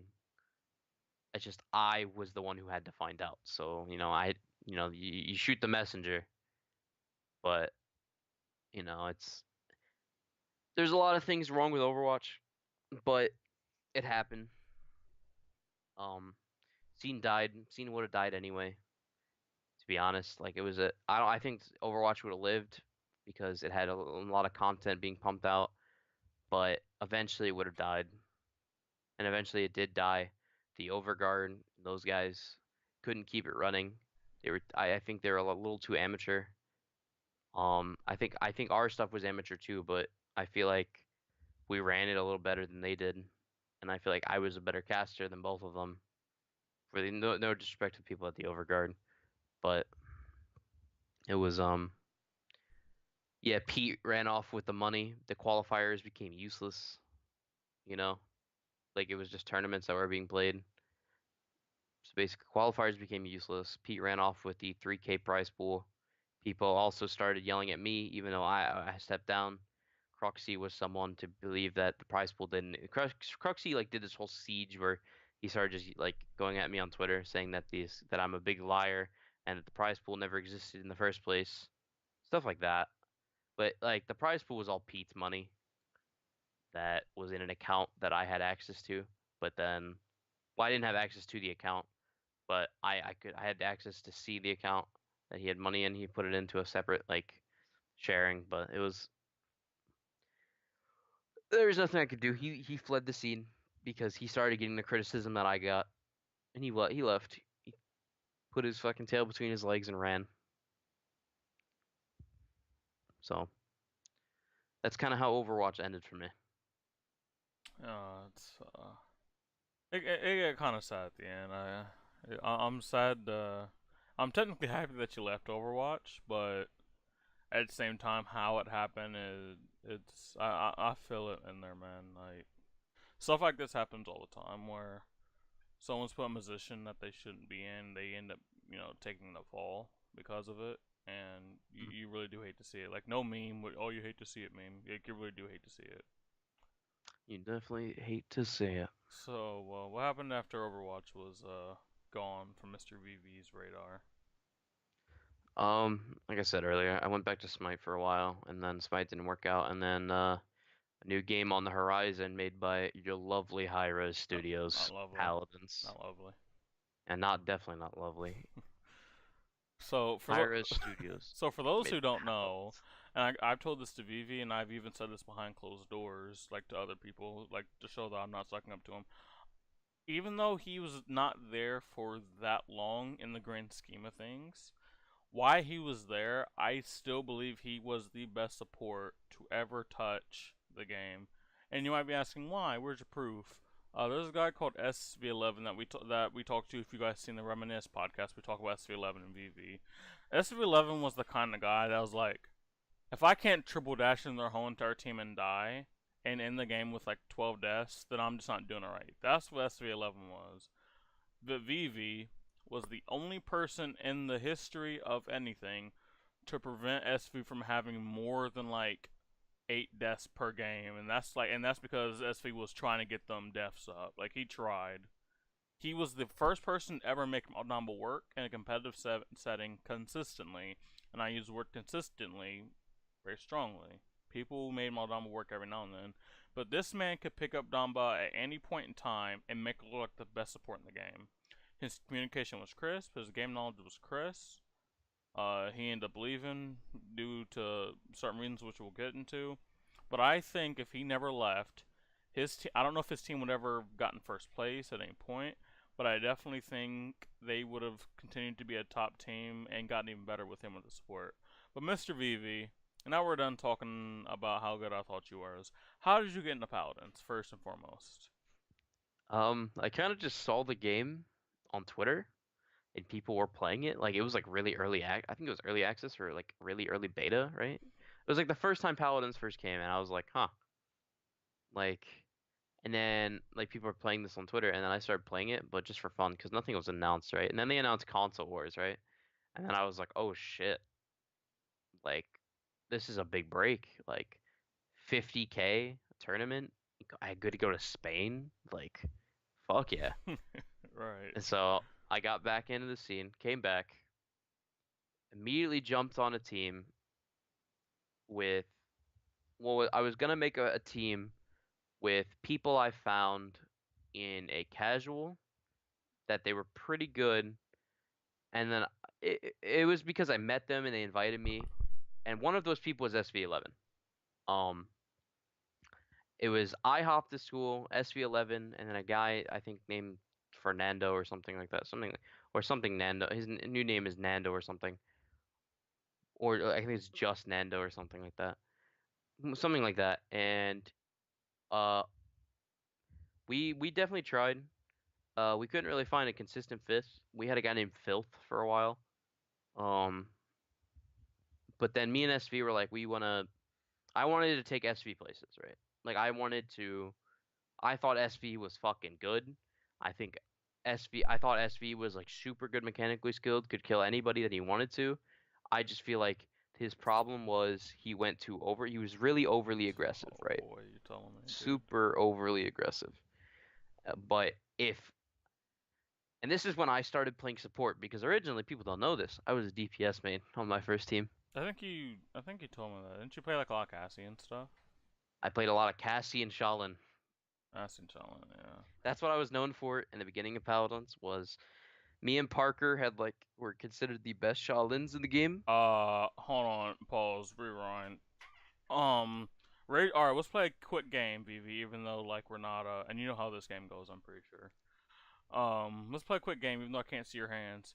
Raise your hands if you were at any point, a top 10, Cassie or Shaolin. I just raised my hand, right? Yeah, Okay. let's see. You're right here. Raise Right your here. hands at any point if you were a top 5 Cassie or Shaolin. All right, raising my hands again. Raise your hands if you were the number 2 Shaolin on Xbox and you had no thumbs. All Raise. right, I was the number 4 Cassie. Yeah, I didn't say Cassie. I said Shaolin, and I said number 2. The only reason I was number 1 because Veritas had like 6 million games on Shaolin. That just kind of wasn't fair. I was top 10 with Shaolin. But I was number 2, and I was a tank main. Even though I was a support player on PC, I was a tank player, and I was number 2. So what was your excuse that you couldn't get number 2 on Shaolin? Because SV kept dying. Oh, it's unfortunate. But continue So on your story. I ended up playing support, and the first support I really wanted to play was Damba. Because you were a snake in And Overwatch and Smite, of course. and SV, his god pool is very small, right? But the ones he does play, he frags his brains out. He played Drogos back when Drogos used to fly like super fucking high, and he also played Andro. And as Maldamba, hitting people mid dashes in the air is very hard. Yes. But to keep SV alive, I had to learn to do it. So that's why a lot of people like I don't know. I'm not gonna like toot my own horn and say I was the best. Like Toot that's your own nothing I'm horn. gonna do. Toot it. No, no, no, no, no. Toot it. That's nothing I'm gonna do is I'm gonna say I'll toot it I'm the then. best. But I think my Damba was really good, and the people who like kind of either overrate me or talk big about me is because I had to learn to hit SV with heels to make sure that he was okay from long ass distances in the air after mid dashes, like shit like that. I had to learn to do it, otherwise SV would die. And I learned to do it, and we started making it work. Um, so we ended up teaming. The first team that we started making a name of ourselves was me, SV, Mersk, and then two other randoms. I don't remember. Oh, was this the cryptic roster? Before it was actually cryptic? No, this was after Cryptic roster with Mersk dropping everybody and making a new team, right? And it was I forgot who entirely was on it, but Hope. I know Hope was on it at some Hope, point. yes, Hope was our second DPS. It was me, Mersk, Hope, SV, and we had another tank. I don't remember who, but we did. If I oh, Weebs, lol, We for a little bit. Weebs, yeah. And then that whole Mersk and Weeps thing, yikes. Um, and at this point in time, there was the only top team was strictly business, right? Okay, The top. quick thing about that. Do you know what their team name was before they were Ambition, and then eventually Strictly Business? They were Blue. under another. They were under another org that I don't There's remember. no way they were under an org because I'm They talking about were it would have been week one of Haun's Wars. They were under an org. Week one. week one. They were under ambition. Oh, they were under Ambition week two. That was their first week. Cause then week three or four, I want to say four is when Five Modama mains, which was Evolution's team, turned to Ambition. Then we made those jokes about them being Pity Ambition. Blue. So the only person that knows what team name there were was Blue, and I can't. Silent, I don't know. Because something like that. I know Morale Boost was what SCDX turned into. You guys were. Oh wait. I don't know what you guys were because you didn't have Jordan. LTRT. You okay? You were LTRT, then you were Vexed, and then you were LTRT again. Well, this is like after you left. They was Yeah, LTRT again. Rodeo Burger was Rodeo Burger. I was CC Boom, and then eventually Flashpoint. Then we had yeah. It was. They were under an org from the start. They were always under an org. Strictly business. They were under like a small 1K org before they were ambition, and then they became ambition, and then they became strictly. But we were LTRT. You guys were CC Boom, and then there's Morale Boost. Yeah, yeah, you're right. Um, but at the time, like Strictly Business was like the best team, right? hmm And Morale Boost was like an okay team, but there was a team that was like really up and coming that was made of just like people thrown together. It was Jordan, Akatsuki, Gunder, Marked, and Comedy, right? hmm This team beat Strictly Business and Scrim.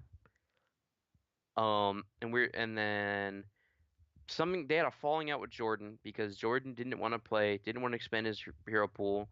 Well, apparently, he was dodging scrims to talk to e-girls or something I believe like this. that. I believe it. And they wanted to replace him. Told me to come replace him. They were like, "Hey, we think you're the better healer. We need someone who plays, et cetera, et cetera. We heard you're like the best in Damba. We need someone to play Damba because my man only plays Ying." Facts. And I was like, "Okay." And I left my team with Mersk. Made Mersk very angry, by the way. That I left. And so I joined their team with Gunder and Marked. First scrim, strictly business, boom, 3-2. We 3-2 strictly business. The only time we ever do that, by the way. And it was funny because even after we beat Strictly, we the next day we scrim them again. We lose 2-0, and Gunder gets kicked immediately. Oof. Um, a little bit on the back of me saying because I was the one who brought up that I was like, why the fuck is Gunder doing this? And they were like, "Oh, we don't know." And they're like, "Oh, we would drop him, but we need a better DPS." And I was like, "Uh-huh, SV11." So, so Mersk was very angry at me leaving the team, and he picked up Xerxes or Zilchi, Hmm. and their team was still going. And then I swipe SV11 off the team, and so their team just disbands. And Merch joins Rodeo Burger. Zilchi And just becomes irrelevant, and then so yeah, you get SV. Mersk joins Rodeo Burger, which is Kev's team, and then SV joins Vex or LTRT.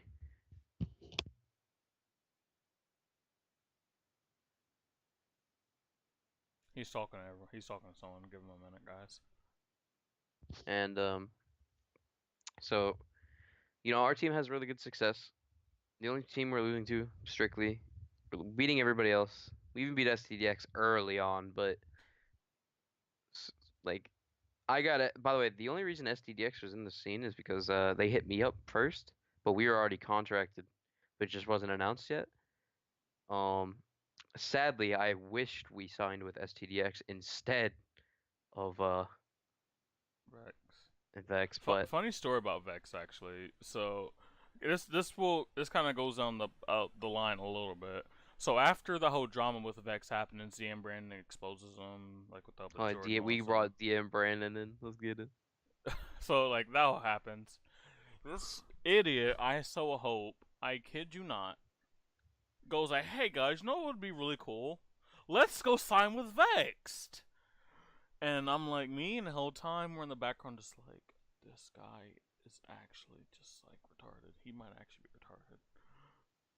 So like, we almost signed with Vex, and then like Cookie, no Cup, oh I said Cookie, Cupcake and John, I think was the owner.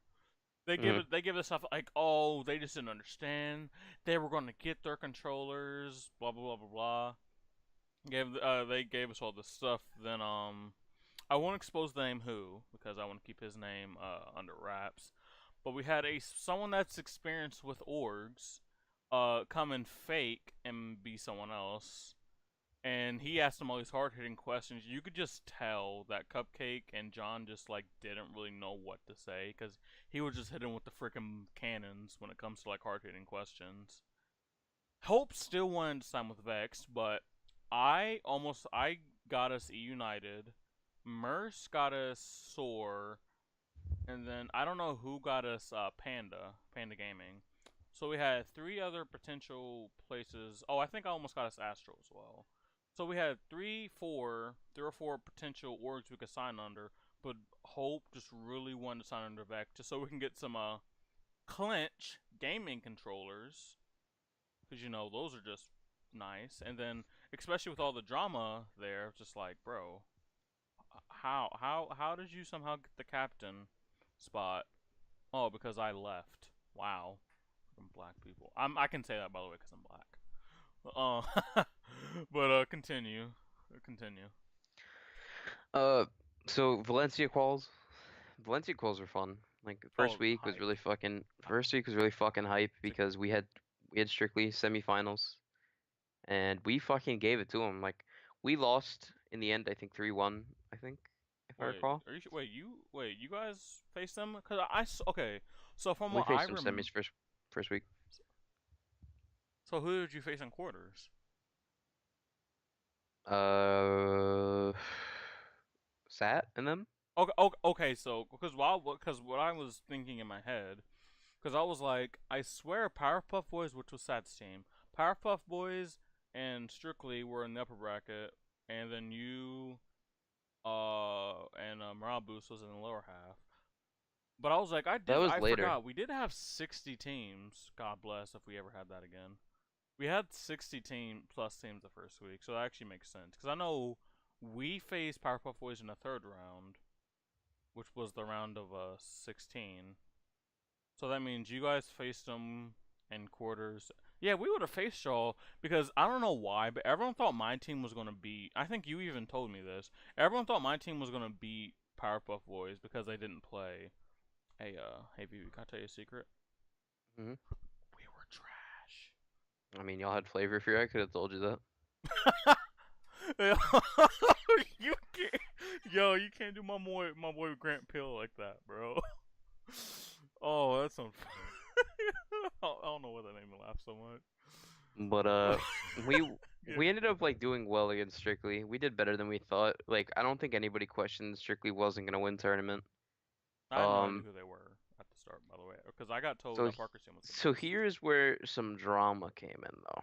Okay. So I was in a party with Mark and Jordan, and this is where I will always say that I think Jordan is the biggest rat I've ever met.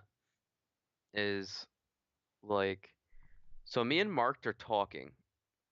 And Mark talks about how Zoom keyboarded in Rainbow Six. Don't know if that's the case, but apparently he left Rainbow Six because, like something that he got accused of keyboarding or I whatever. heard And that. that's what Mark told me. I heard that from Mark as well. Um, and so we were talking about it, and then me and Mark like were asking each other, "Oh, well, do you think he keyboards?" And we're like, "I don't know, maybe." And I'd never concluded that I think that Zoom keyboards. Jordan leaves our party, right?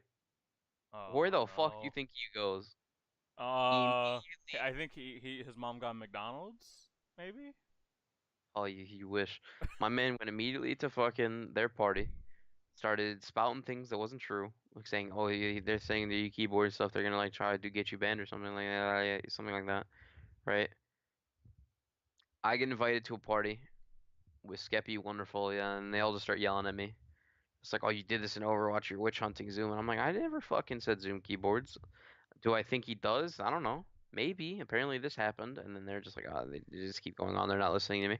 That's where like kind of like the drama started, where they just like kind of like hate my fucking guts Yeah. because yeah, because of Zoom. But it's not as they 100% perceive it as. But I don't blame them because like I mean Jordan was kind of their fucking lapdog. There was no reason to not believe him, but it wasn't the truth. And my man Jordan, like, is not the best person when it comes to information because he'll twist it because my man is literally I don't even know how old he is now. Fucking He's I think he's he's like still he's still young, like 16, 15. then like that was like a year ago, so he was like 14. Like yeah, dude, like yeah, you're trusting like the gossip of a 14-year-old that's like I don't know what to do. Jordan, I don't know. I've always had like a problem with Jordan. It's like his, but I can't really like 100% like it's just like not worth my time to stress over like a 15, 16-year-old, you know? It's not really worth my time to do it, but it's like I don't know, that kind of caused a lot of drama between our team and like Strictly, and Strictly ended up kind of blacklisting us and only scrimmed STDX, which is what kind of fucked us in the end. So STDX kept getting better, and we gradually got worse because the only scrims we could get were against Gangstars. Oh yeah, I remember that gang. Yeah, I remember them. Yeah. Yeah, we the only scrims we could get were against Gangstars. So we would constantly be scrimming Gangstars. They would be scrimming SCGX. Gangstars obviously wasn't the best team, but we tried. I mean, we fucking tried, and they're better now. Like Vexed, Mhm. they're better now.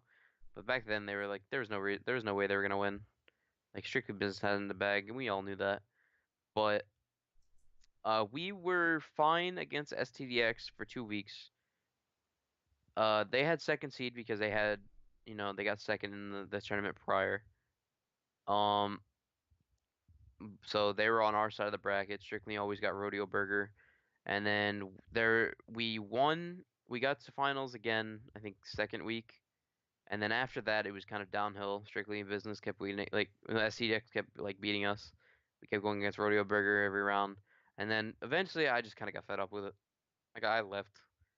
Like I didn't want to deal with it. I thought There you was too had. much fighting. So I thought you had IRL stuff, and that's why you left. I did also have IRL stuff, but it was also like I could have balanced it, but it was also just like the the waiting like 4 hours at night for a scrim thing, like I couldn't really do it. I didn't want to do it anymore.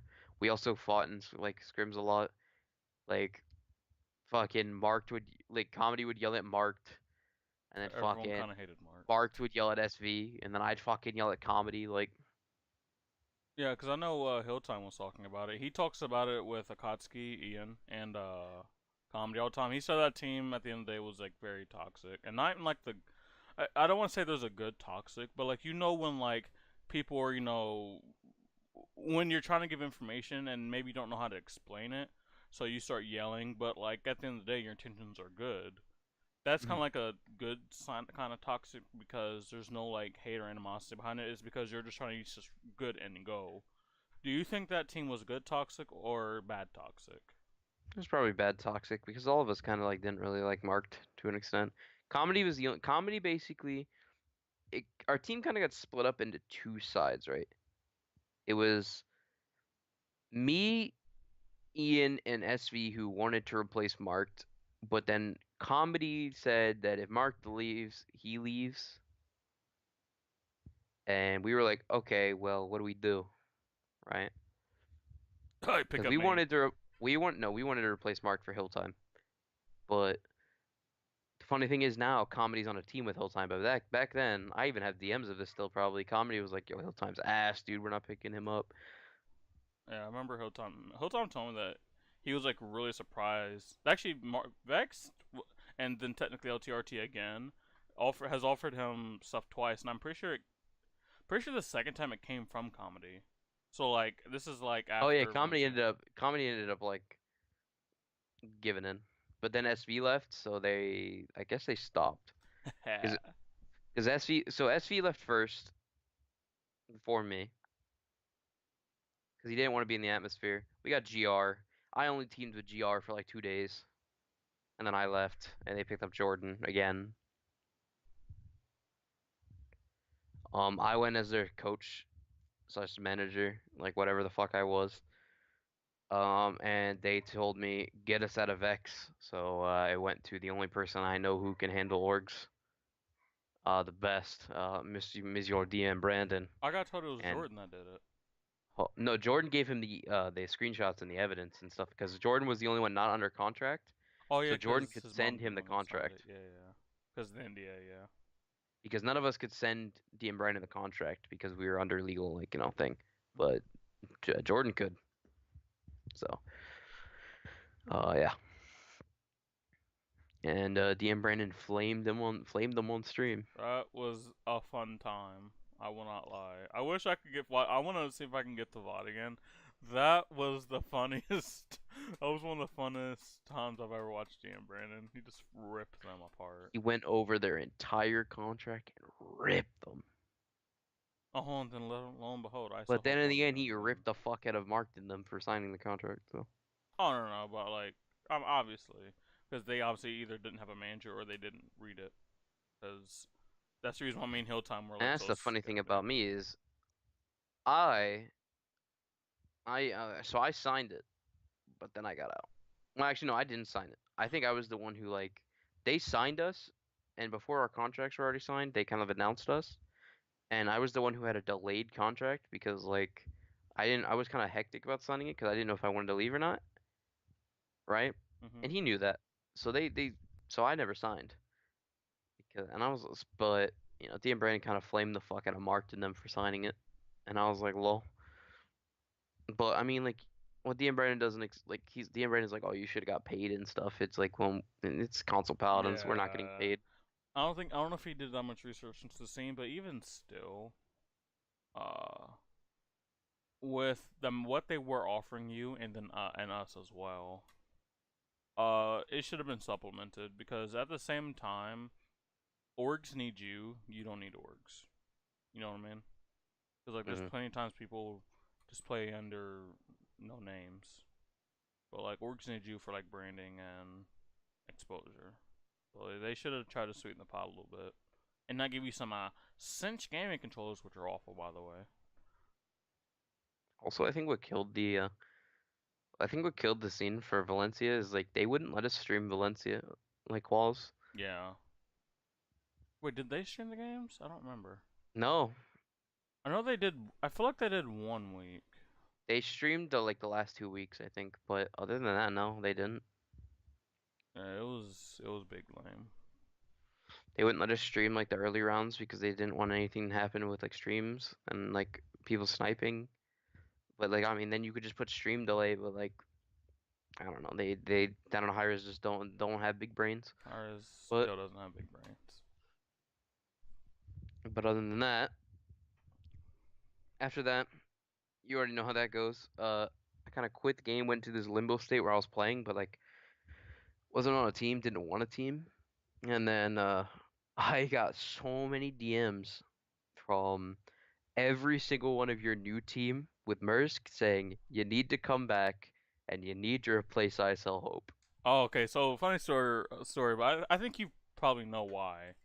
So he was obviously a DPS, played a lot of Drogos. Here was the one issue with our team, and I talked about it on the other podcast. Looking back at it, we had 4 Drogos mains in our team. You did. Everyone besides Mersk, and then me technically as coach. Everyone else was a Drogos main. It's just like, huh. So we had Golem, who was a DPS main, played a lot, really good blasters, playing off tank. So then we had Hilltime and SV, who had the same character pool, which is Androxus and Drogos. Then we had ISO Hope, God bless his soul, somehow was captain even though he wasn't even on the team. I'm not going to go into that because that's not a part of you. Then he played Drogos and somehow thought that he had the right. He had the audacity to play Maldamba and say he was a good Maldamba. The audacity. And he was also a kind of snake somehow. Don't know how that one happened. But he hmm made our tanks have to buy veteran and life rip. And if you can put 2 and 2 together, you can probably guess why. Oh yeah, he doesn't know how to heal. So like with his attitude, he was trying to become a dictator. And the fact that his performance really wasn't backing up anything, we were kind of out of options. And again, he was the one that kept pushing the time for Vex. So with all this stuff kind of mixed together, we were like, all right, we got to get rid of him. So like we were trying to find out who to get. And I don't know if you were playing or what, because you were King of Fakes at this time. I don't remember what made you pop into my mind. But I was like, yo, why don't we get, Vivi and stuff? And then I think it did we have SV at the time? That might have been why. Yeah, you did. You did see. That could have been the reason why, is because we had SV. And like I just was like, yo, we have to get this guy. We have to get Vivi and stuff. And everyone was down. So we pretty much cyberbullied you until you got on the team. And you can kind of talk about the experience once you first got on the team. Except the Weebs joke. You can't do the Weebs joke. Because that Weebs joke was brutal. I roasted the fuck out of Weebs. Oh That my lord. Like, so I'm chill with Weebs and all. We both know PC's master race, but that joke you did on Weebs, that's just that hurt my soul, bro. My man literally threatened to fight me like over the internet when he's like 30. I mean, you're like 30. Yeah, I mean like minus 10, but like you got it. I do. I'm older than you, by the way. But My man like literally threatened to fight me. He was like, "Dude, I'm gonna come down where you live and I'm gonna fight you." I'm like, "I bet. I mean, do you think I'll he s- would have won? I'll send you the addy, dude. Like, what do you want?" Do you think he would have won? Because like, those jokes I make about you, like back Dog, when we bro. played Fortnite. If the spy kids can beat thumb men, I can do it too. You can't say that. Okay, hey, as long as you believe in yourself, you can accomplish anything. But so talk about yourself. So we finally got you on team. Cancel that. By the way, did you see our montage? Oh yeah, we were called cancel that. I forgot Did about you that. see the team montage I made?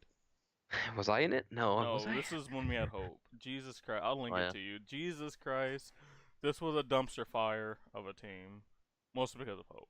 I think if we had you and our team was at this time, because we were actually even good. We were good with hope at the not because of him. It was because our DPS duo was just nuts, and then Golem, could just he could just play whatever he wanted and just murder you. You and I when I was on the team, we were beating a lot of people. We even won the tournament. Won that tournament. Oh, let's not, because we had the help of crazy Texan. Well, crazy Texan, dude. Oh man, that was the funniest thing ever. Shout out to Crazy Texan for helping us out when we needed it. Because of SV, SV had a doctor's appointment, man. Yeah, we beat STDX in scrims. I know we did that. Yeah, we were pretty much the second best team, even though we weren't recognized. At least I don't know if we were, but at least I thought we were the second best team in Yeah, Paladins there at was a the big time. problem looming though. You want to talk about the big problem? Fucking Mersk, bro. Fucking Mersk. Merce I actually hate that kid so much. Merce wanted to kick you, and he also wanted to kick Hilltime. Because the reason he wanted to kick Hilltime is probably because he wanted to kill Hilltime because Hilltime was fucking like on my side. I don't know. It's just like, He wanted to kick me because he didn't like me. That's like literally what it came down to. I like Merce and all, but like, I don't know. Like, how he was in that team was, I don't know. He was one of the reasons that team As kind soon of as I joined went it, he down. like he switched. Like he tried so hard to get me, and when I was there, like our results started improving, but like he fucking like hated me because I left for Vex. Like he fucking hated him, and he tried to tell me we were cool and shit. And then like I thought we were cool, and then like I hear he fucking just like sits there and talks shit behind my back that I'm a fucking snake and that like you wouldn't be surprised if I leave the team at any moment. And I was like, fuck off, dude. I mean, you did get console banned. By the way, I did get console banned. I linked you the montage. By the way, it's in Skype. So talk about how things were in that team for you, in particular. I mean, fucking Mersk and Arkson were the fucking biggest fucking idiots I've ever seen in my life. Okay, to be fair, Arkson was more helpful than not.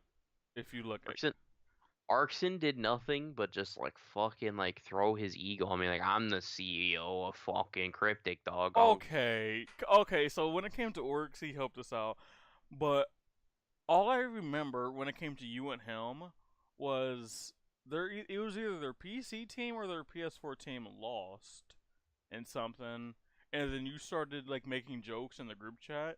He just took it so like much to heart.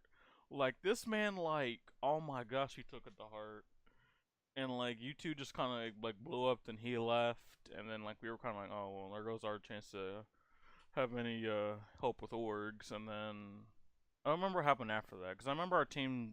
Okay, I think the next big thing was you getting console banned. I think that happened. Then I think our team, I didn't get banned. I got suspended. Okay. same thing. So I think after that our team slowly disbanded. I could maybe look at my. Actually, I don't know if it'd be in this account's DMs. All I remember is like I don't think it was too long after that is when our team kind of just like went down the drain. But like outside of Mersk and Arkson, like when it came to actual like playing on the team, how was it? Like playing like scrims. I mean, it Yeah, was like fine. Like we were. I liked Mersk didn't like that I took over. I think Mersk didn't like that I took over the leader role because apparently Mersk was shot calling before I got on the team, we did because Hope was we didn't and want then to I listen to Hope. completely shut him out. So, but like that's what I was asked to do. So I mean, like I just did what like they were like we need a prominent shot caller and a healer, and I was like okay. So like I started. That's what I did. I just started shot calling, and I don't think he liked me stepping on his toes, stuff like that. Okay, I mean that happens. Definitely Um, indeed happens. so our team, so you kind of disappear some off the face of the earth, A little bit. and then wait, I just got followed by Eric Lay, the CEO and owner of Eleventus GG. Let's check this out. 59 fault. The hell is this? I'm gonna link He's you the this. CEO, dude. What what what am I looking at here? He's the CEO. What do you mean? Look at the team. Look at the team. All right. So I think so after Paladins, you take a little bit of hiatus. Then something epic happened to you. What was the epic thing that happened to you? What game was very epic for you? I think that was the next game, right? Oh, you mean the dead game that is Hyper? No, something epic. Fortnite. Oh, Fortnite. Oh, I I forgot. thought it was kind of obvious to be fair. By the way, No, did you see the Twitter? By the way, yeah, I did. yikes. I forgot about. I played in Fortnite a bit. There's not really much to talk about Fortnite. Played like a couple I tournaments, didn't you? no, we played like scrims. It was the team we had on Fortnite was originally gonna be me, Parker, Sat, and SV.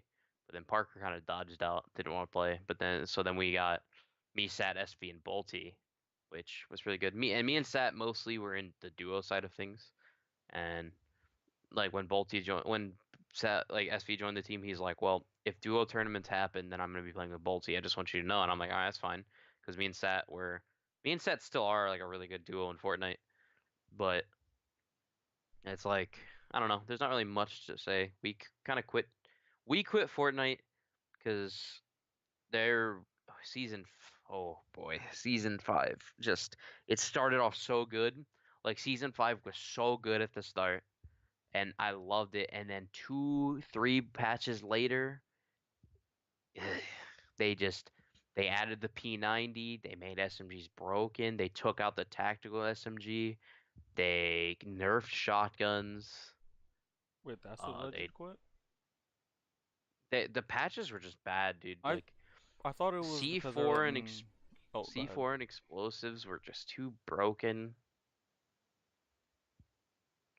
Game wasn't fun to play, especially in a scrim environment. So I thought because like we still was in contact with each other because like before you technically like played with them, it was me and you and they who should not be named would play a lot of Fortnite. Um, and this is like when I played it a lot. Then I remember you slowly transitioning into competitive. And then I remember one time you said you were done with the game because they were allowing keyboarders. There were a lot of keyboarders. Oh yeah, that's all. See, they fixed that to be honest because they just like merge everything cross-platform. And everything's gonna be competed on one platform, and also console players can compete with PC players pretty easily. Like Nick Merckx and Ghost Aiden are like console players, and they place relatively high, so I don't think it matters anymore. But at the time, I think you were upset Well, at the about that. time, it was just like they were just allowing keyboards for console, and it's just like, eh. Yeah. So, anything else about Fortnite you wanna talk Not about, really. or are you just happy that game's gone? I mean, the game's not gone. Like, I enjoy playing the game still, currently, just not as much as I I used to. I played it like twice since season 6 came This new out. battle pass is fucking awesome, dog. I'm just saying that Red Riding Hood skin is like insta buy. I'm so like torn if I even want to play it because like I can't play that one on PC just because I just know I can't outbuild people on PC, and plus my frames are kind of like on the lesser side on that game. Even if I turn everything, it's like if I want good frames, I have to turn the game down too low because I can't play like 100 res and then like 100 1080 or 720p. I can't do that. So it's like my game won't look good, but I can probably play it fine, or do I play it looking good but having terrible frames? So I just kind of quit the game entirely. I played it a little bit on Xbox. That's actually the only reason I have turned on my Xbox lately. That and Hyper. Um, yeah, I don't hate the game still, but I just think like I want to say the game just feels so way too repetitive, but I know I can't say that because of the amount of updates they push out and the amount of things they change. But I feel like the base concept is still the same. And then like there's always like new content like every other freaking day. Like someone posted on Twitter that they have like if 10 million people bought the battle pass on day one, they would have made $100 million in one day, and I'm just like, huh? You know what I mean? Like that's some freaking bank right there, my G. But Fortnite goes away, VV, and you're still kind of young. You get hyper sometimes. You get a little hyper. So What was something that made you hyper after Fortnite? The dead game in his hyper universe, It's dead already. pretty much so. Unlucky. Oh, See, like the thing about it, right? Is because I went on Twitter, like before I privated my Twitter because I can't be fucked to be honest to deal with a lot of people's shit anymore. So it's like I knew that so I was really passionate about the game, and I kind of had Overwatch on the mind where we could turn something small, make it big, right? And Nexon actually supported us, and they were helping us in tournament, but it gets to the point where the game is very poorly balanced at the highest level, and currently the PC team and us, we beat the PC team. It's not even that we can't even beat the PC team. wait, We it has a beat the PC PC team. scene? No, the PC team. Like, 'cause there's a team that came over from PC. Oh, And they're all playing, and they're like one of the best teams, and we beat them like pretty like consistently. But um, it got to the point where the PC team, not knowing they can't beat us really in fights, got to the point where they were like, "Hey, let's just stall the game out until end game, to where the point where we only need to win one fight to win the game. So one good ult just wins the game." So they did that, and since it's poorly balanced, you can't really get a snowball lead on people. Can't really dive towers in the game because the towers do percentage health. yeah, Can't I hate can't towers. can't really do much. They slowed the game down to where the last scrim we played was there was only 5 kills the entire game of a 22-minute game. Yikes! Sounds like And Smite Take Mana right there. it was yeah, it was not very fun. Game like everybody's kind of quitting the game like now, like, or we're just kind of like we don't scrim anymore. We haven't scrimmed in a week. We're not scrimming anymore. We realized that after this tournament the game's gonna die. There's like just Nexon does support, but like the patches that Nexon did were not enough. The first patch that the game had was a character and 3 skins, no balance changes, and it's just like that. That's just we can't do that. Like the game will only succeed if we have like constant updates and patches that changes the game in like a specific way. But it didn't happen, and the game is kind of dying in a way. We don't scrim anymore. It's fine. We had fun while it lasted. A lot of the games are boring now. Pretty cool community. Like a lot of people in the community are like cool as shit, but it's like everybody knows that the game's not going anywhere, and that Nexon is poorly running it. And people will say, "Oh, we told you so" and stuff. And it's like, "Yeah, you did. I never said you were wrong. I just said we're gonna try." And we did. And I know a lot of people gave us shit for it for playing hyper. A lot of people on Twitter, and it's like whatever. I mean, the Like game at its we core like is the really game. fun. I The game enjoyed at that its short core time I is played it. fun. The game at its core is fun. It's just people said we were doomed from the start in a game run by Nexon. You probably weren't wrong. We probably were indeed doomed from the start, but we had fun while it lasted. Nobody wants to scrim anymore because of how the game is, and now it's just we just roll. We a lot of time we play the game. We're still gonna be playing in tournament, but it's like that's the last tournament we're doing. So I wanted to just speak on that. Like, the more I heard you say the game's dying, and we'll this kind of be like the last kind of like big, so like then we'll kind of like slow down a little bit. Do you have any plans? So like you're 100% sure the hyper is gonna die, and like you're not gonna do any more tournaments, correct? Yeah, yeah, Do you 100%. have do I you think already this have is the last one. plans lined up, or are you just gonna see where the wind takes you? I don't know. I don't think there's any specific game that I want to go into. Like I've been, PC. I mean, there's no PC game that I want to go into, but currently I'm just like playing Destiny. That's it. You boost Me and people in Sat, Destiny. we're me, Sat, Sarah, Yogi, and them will probably do raids eventually. Okay. Like once Grav and Odin get their characters leveled up, we'll probably do the raids. So stuff like that. I'm just enjoying Destiny for where it's at right now, or for what its core is currently. And I think Destiny is getting better with time. And Destiny 2 is gonna have more expansions. So I mean, fuck it, dude. So, and I'm kind of at this like weird state where I have not competed in a tournament since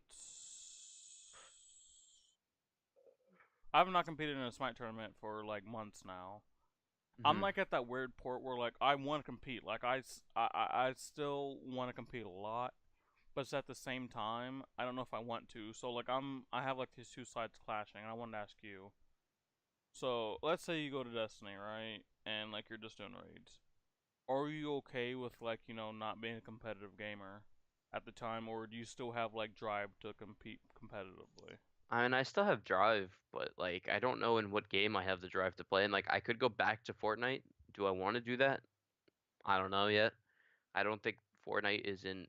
I don't think Fortnite is a good competitive game in my opinion. It's like the tournaments are just all like currently in Fortnite, the tournaments are all just invite like you get invited to these tournaments. There's no enter these tournaments. It's just you're getting invited, and it's just watching these people with big names play already. And it's like that's just not fun. Like there's no really big competitive scene in Fortnite currently, and I don't think Epic know how to do it. And that's just like what deters me from actually playing Fortnite. But it's like because I was really good at Fortnite. It was just like I just didn't feel like I had anything to play for.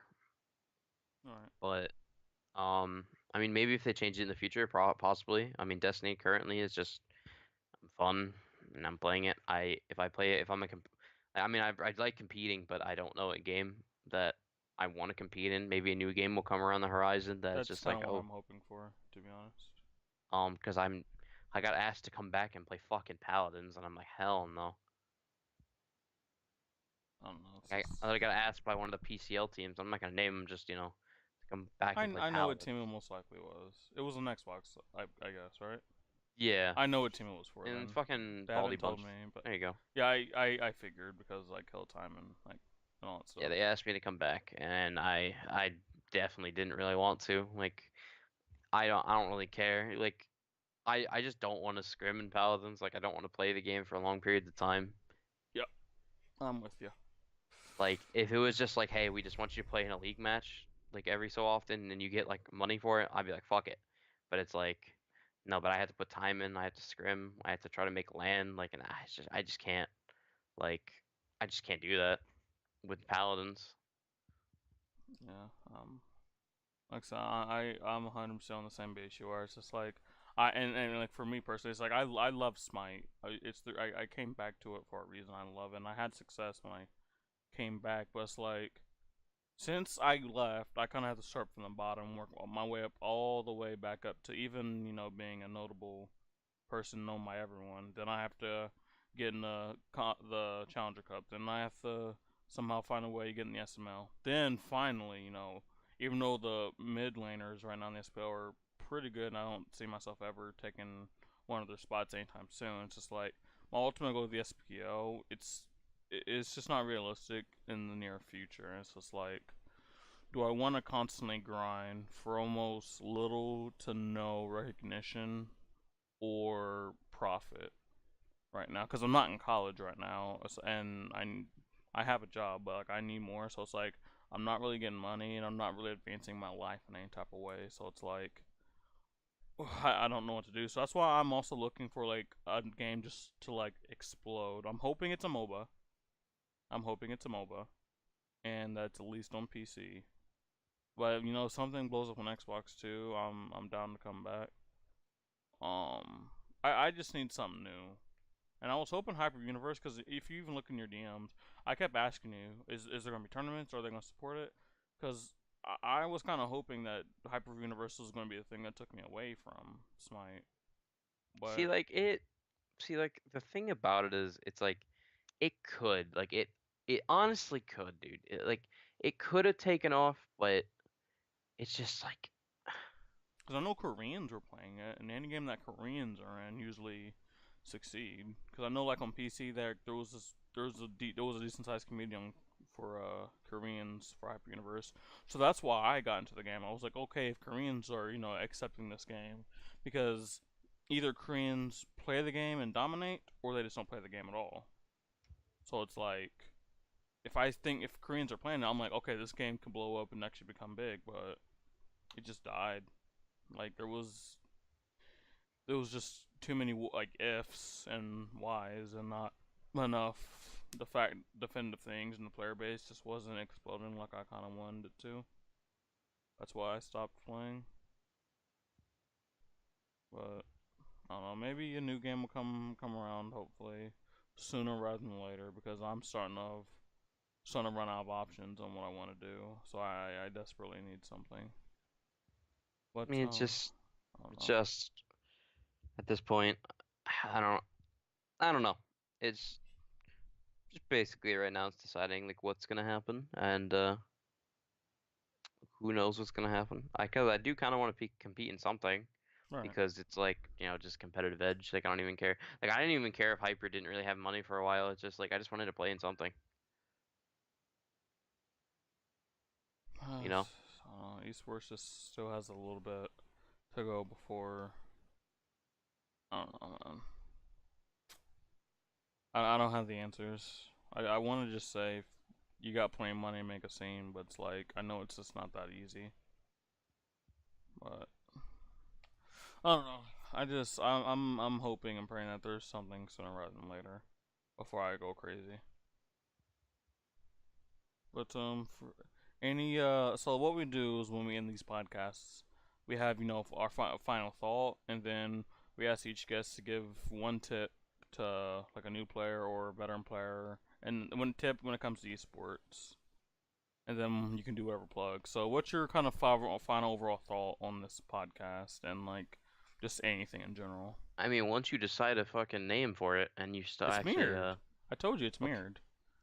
okay, well, mirrored, uh,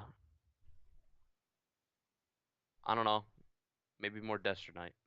No, less Destronite. Destronite ruined the Less podcast for me the whole Destronite. time. He was just stupid. Don't ever put Tori on one of these. No.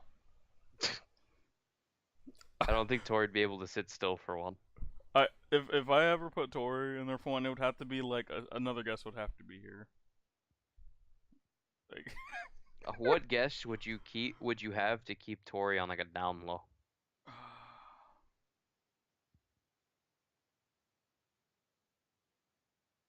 maybe Faye. Exactly. Maybe. Faye? I I don't know don't know if you because should do that no, either. no, only because like freaking Tori is in like a love with Faye, and like they do that freaking cringe thing where Tori is my wife, Faye is my wife. Do that cringy cornball stuff on Twitter. I don't even think you should get Faye. That'd be a little No, controversial no. The only in reason I a do that is sense. because I don't know when it comes to Tori, it's like the only people I know she talks to on a regular basis is Dish Knight, Ryan, and Faye.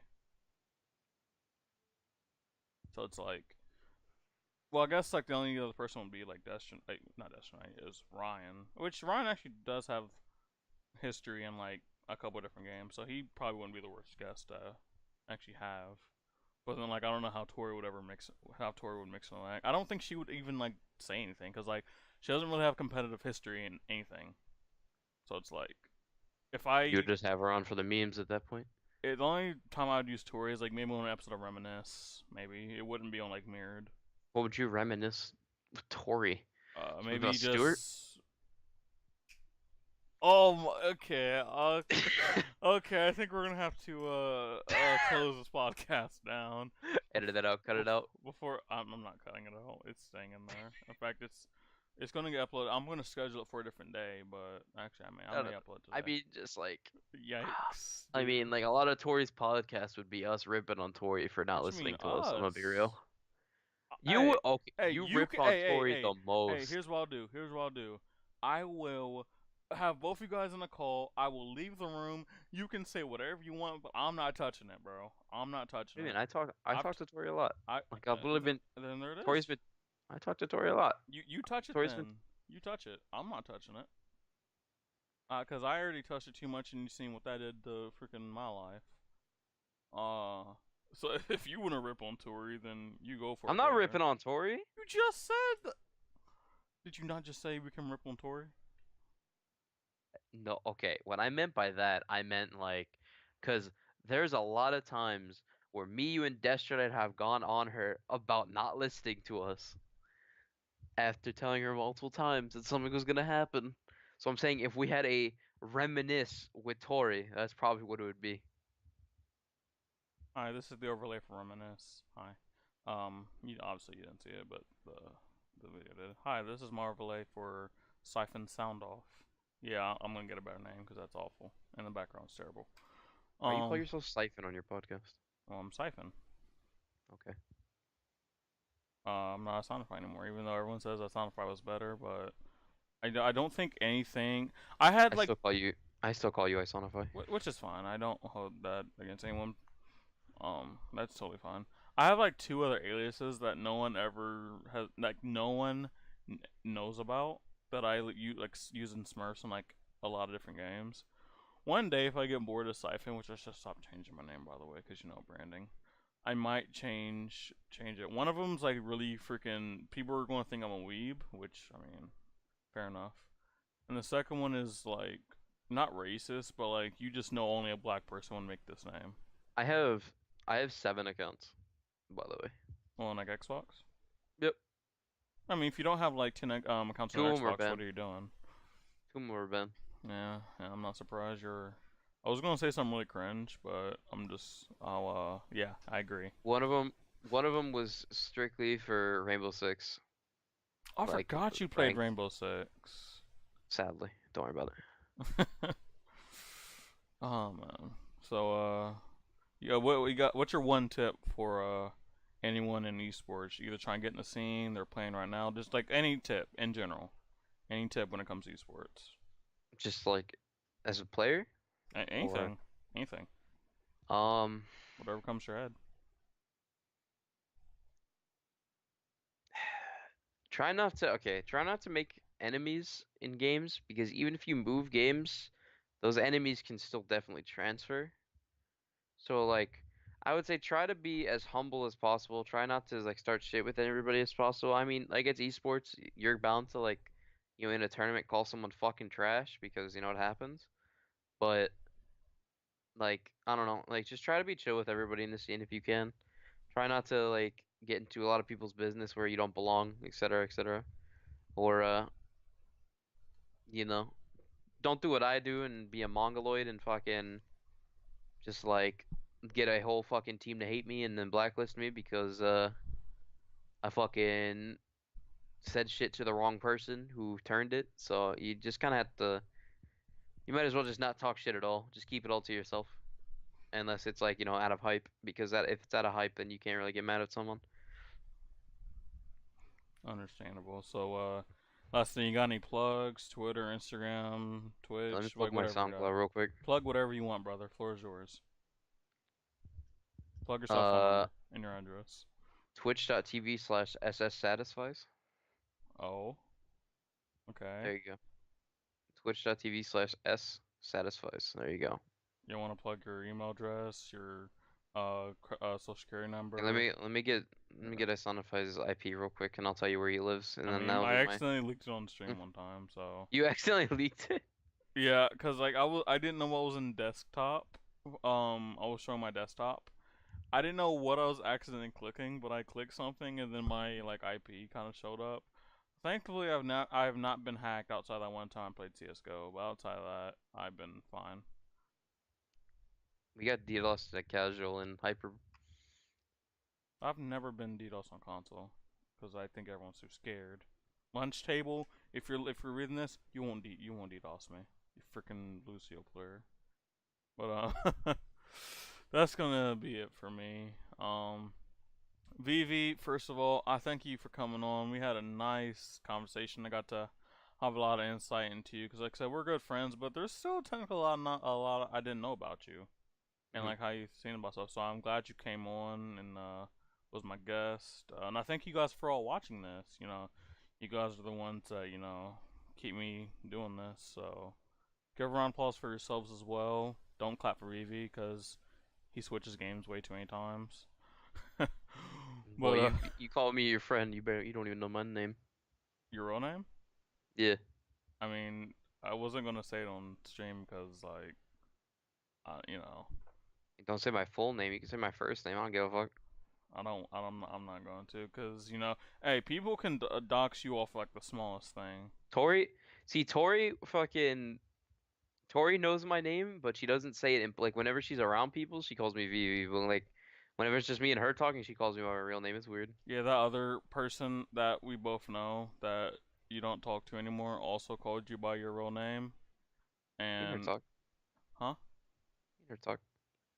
I don't It's know. alright though. I don't know what you're saying. Can you Don't repeat? worry about it.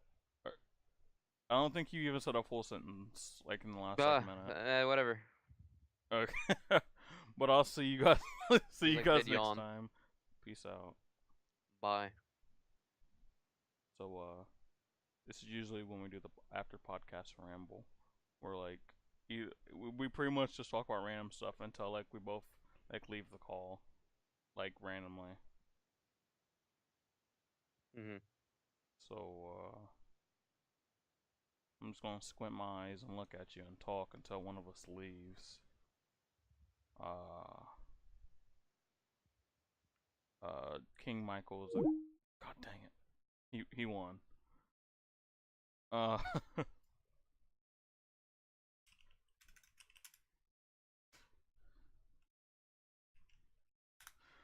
all right, but yeah. Like I said, I'll see you guys next time. I appreciate the love. I appreciate the hospitality. I just appreciate everything. I'll see you guys in the next episode of Mirrored. Peace out for real this time.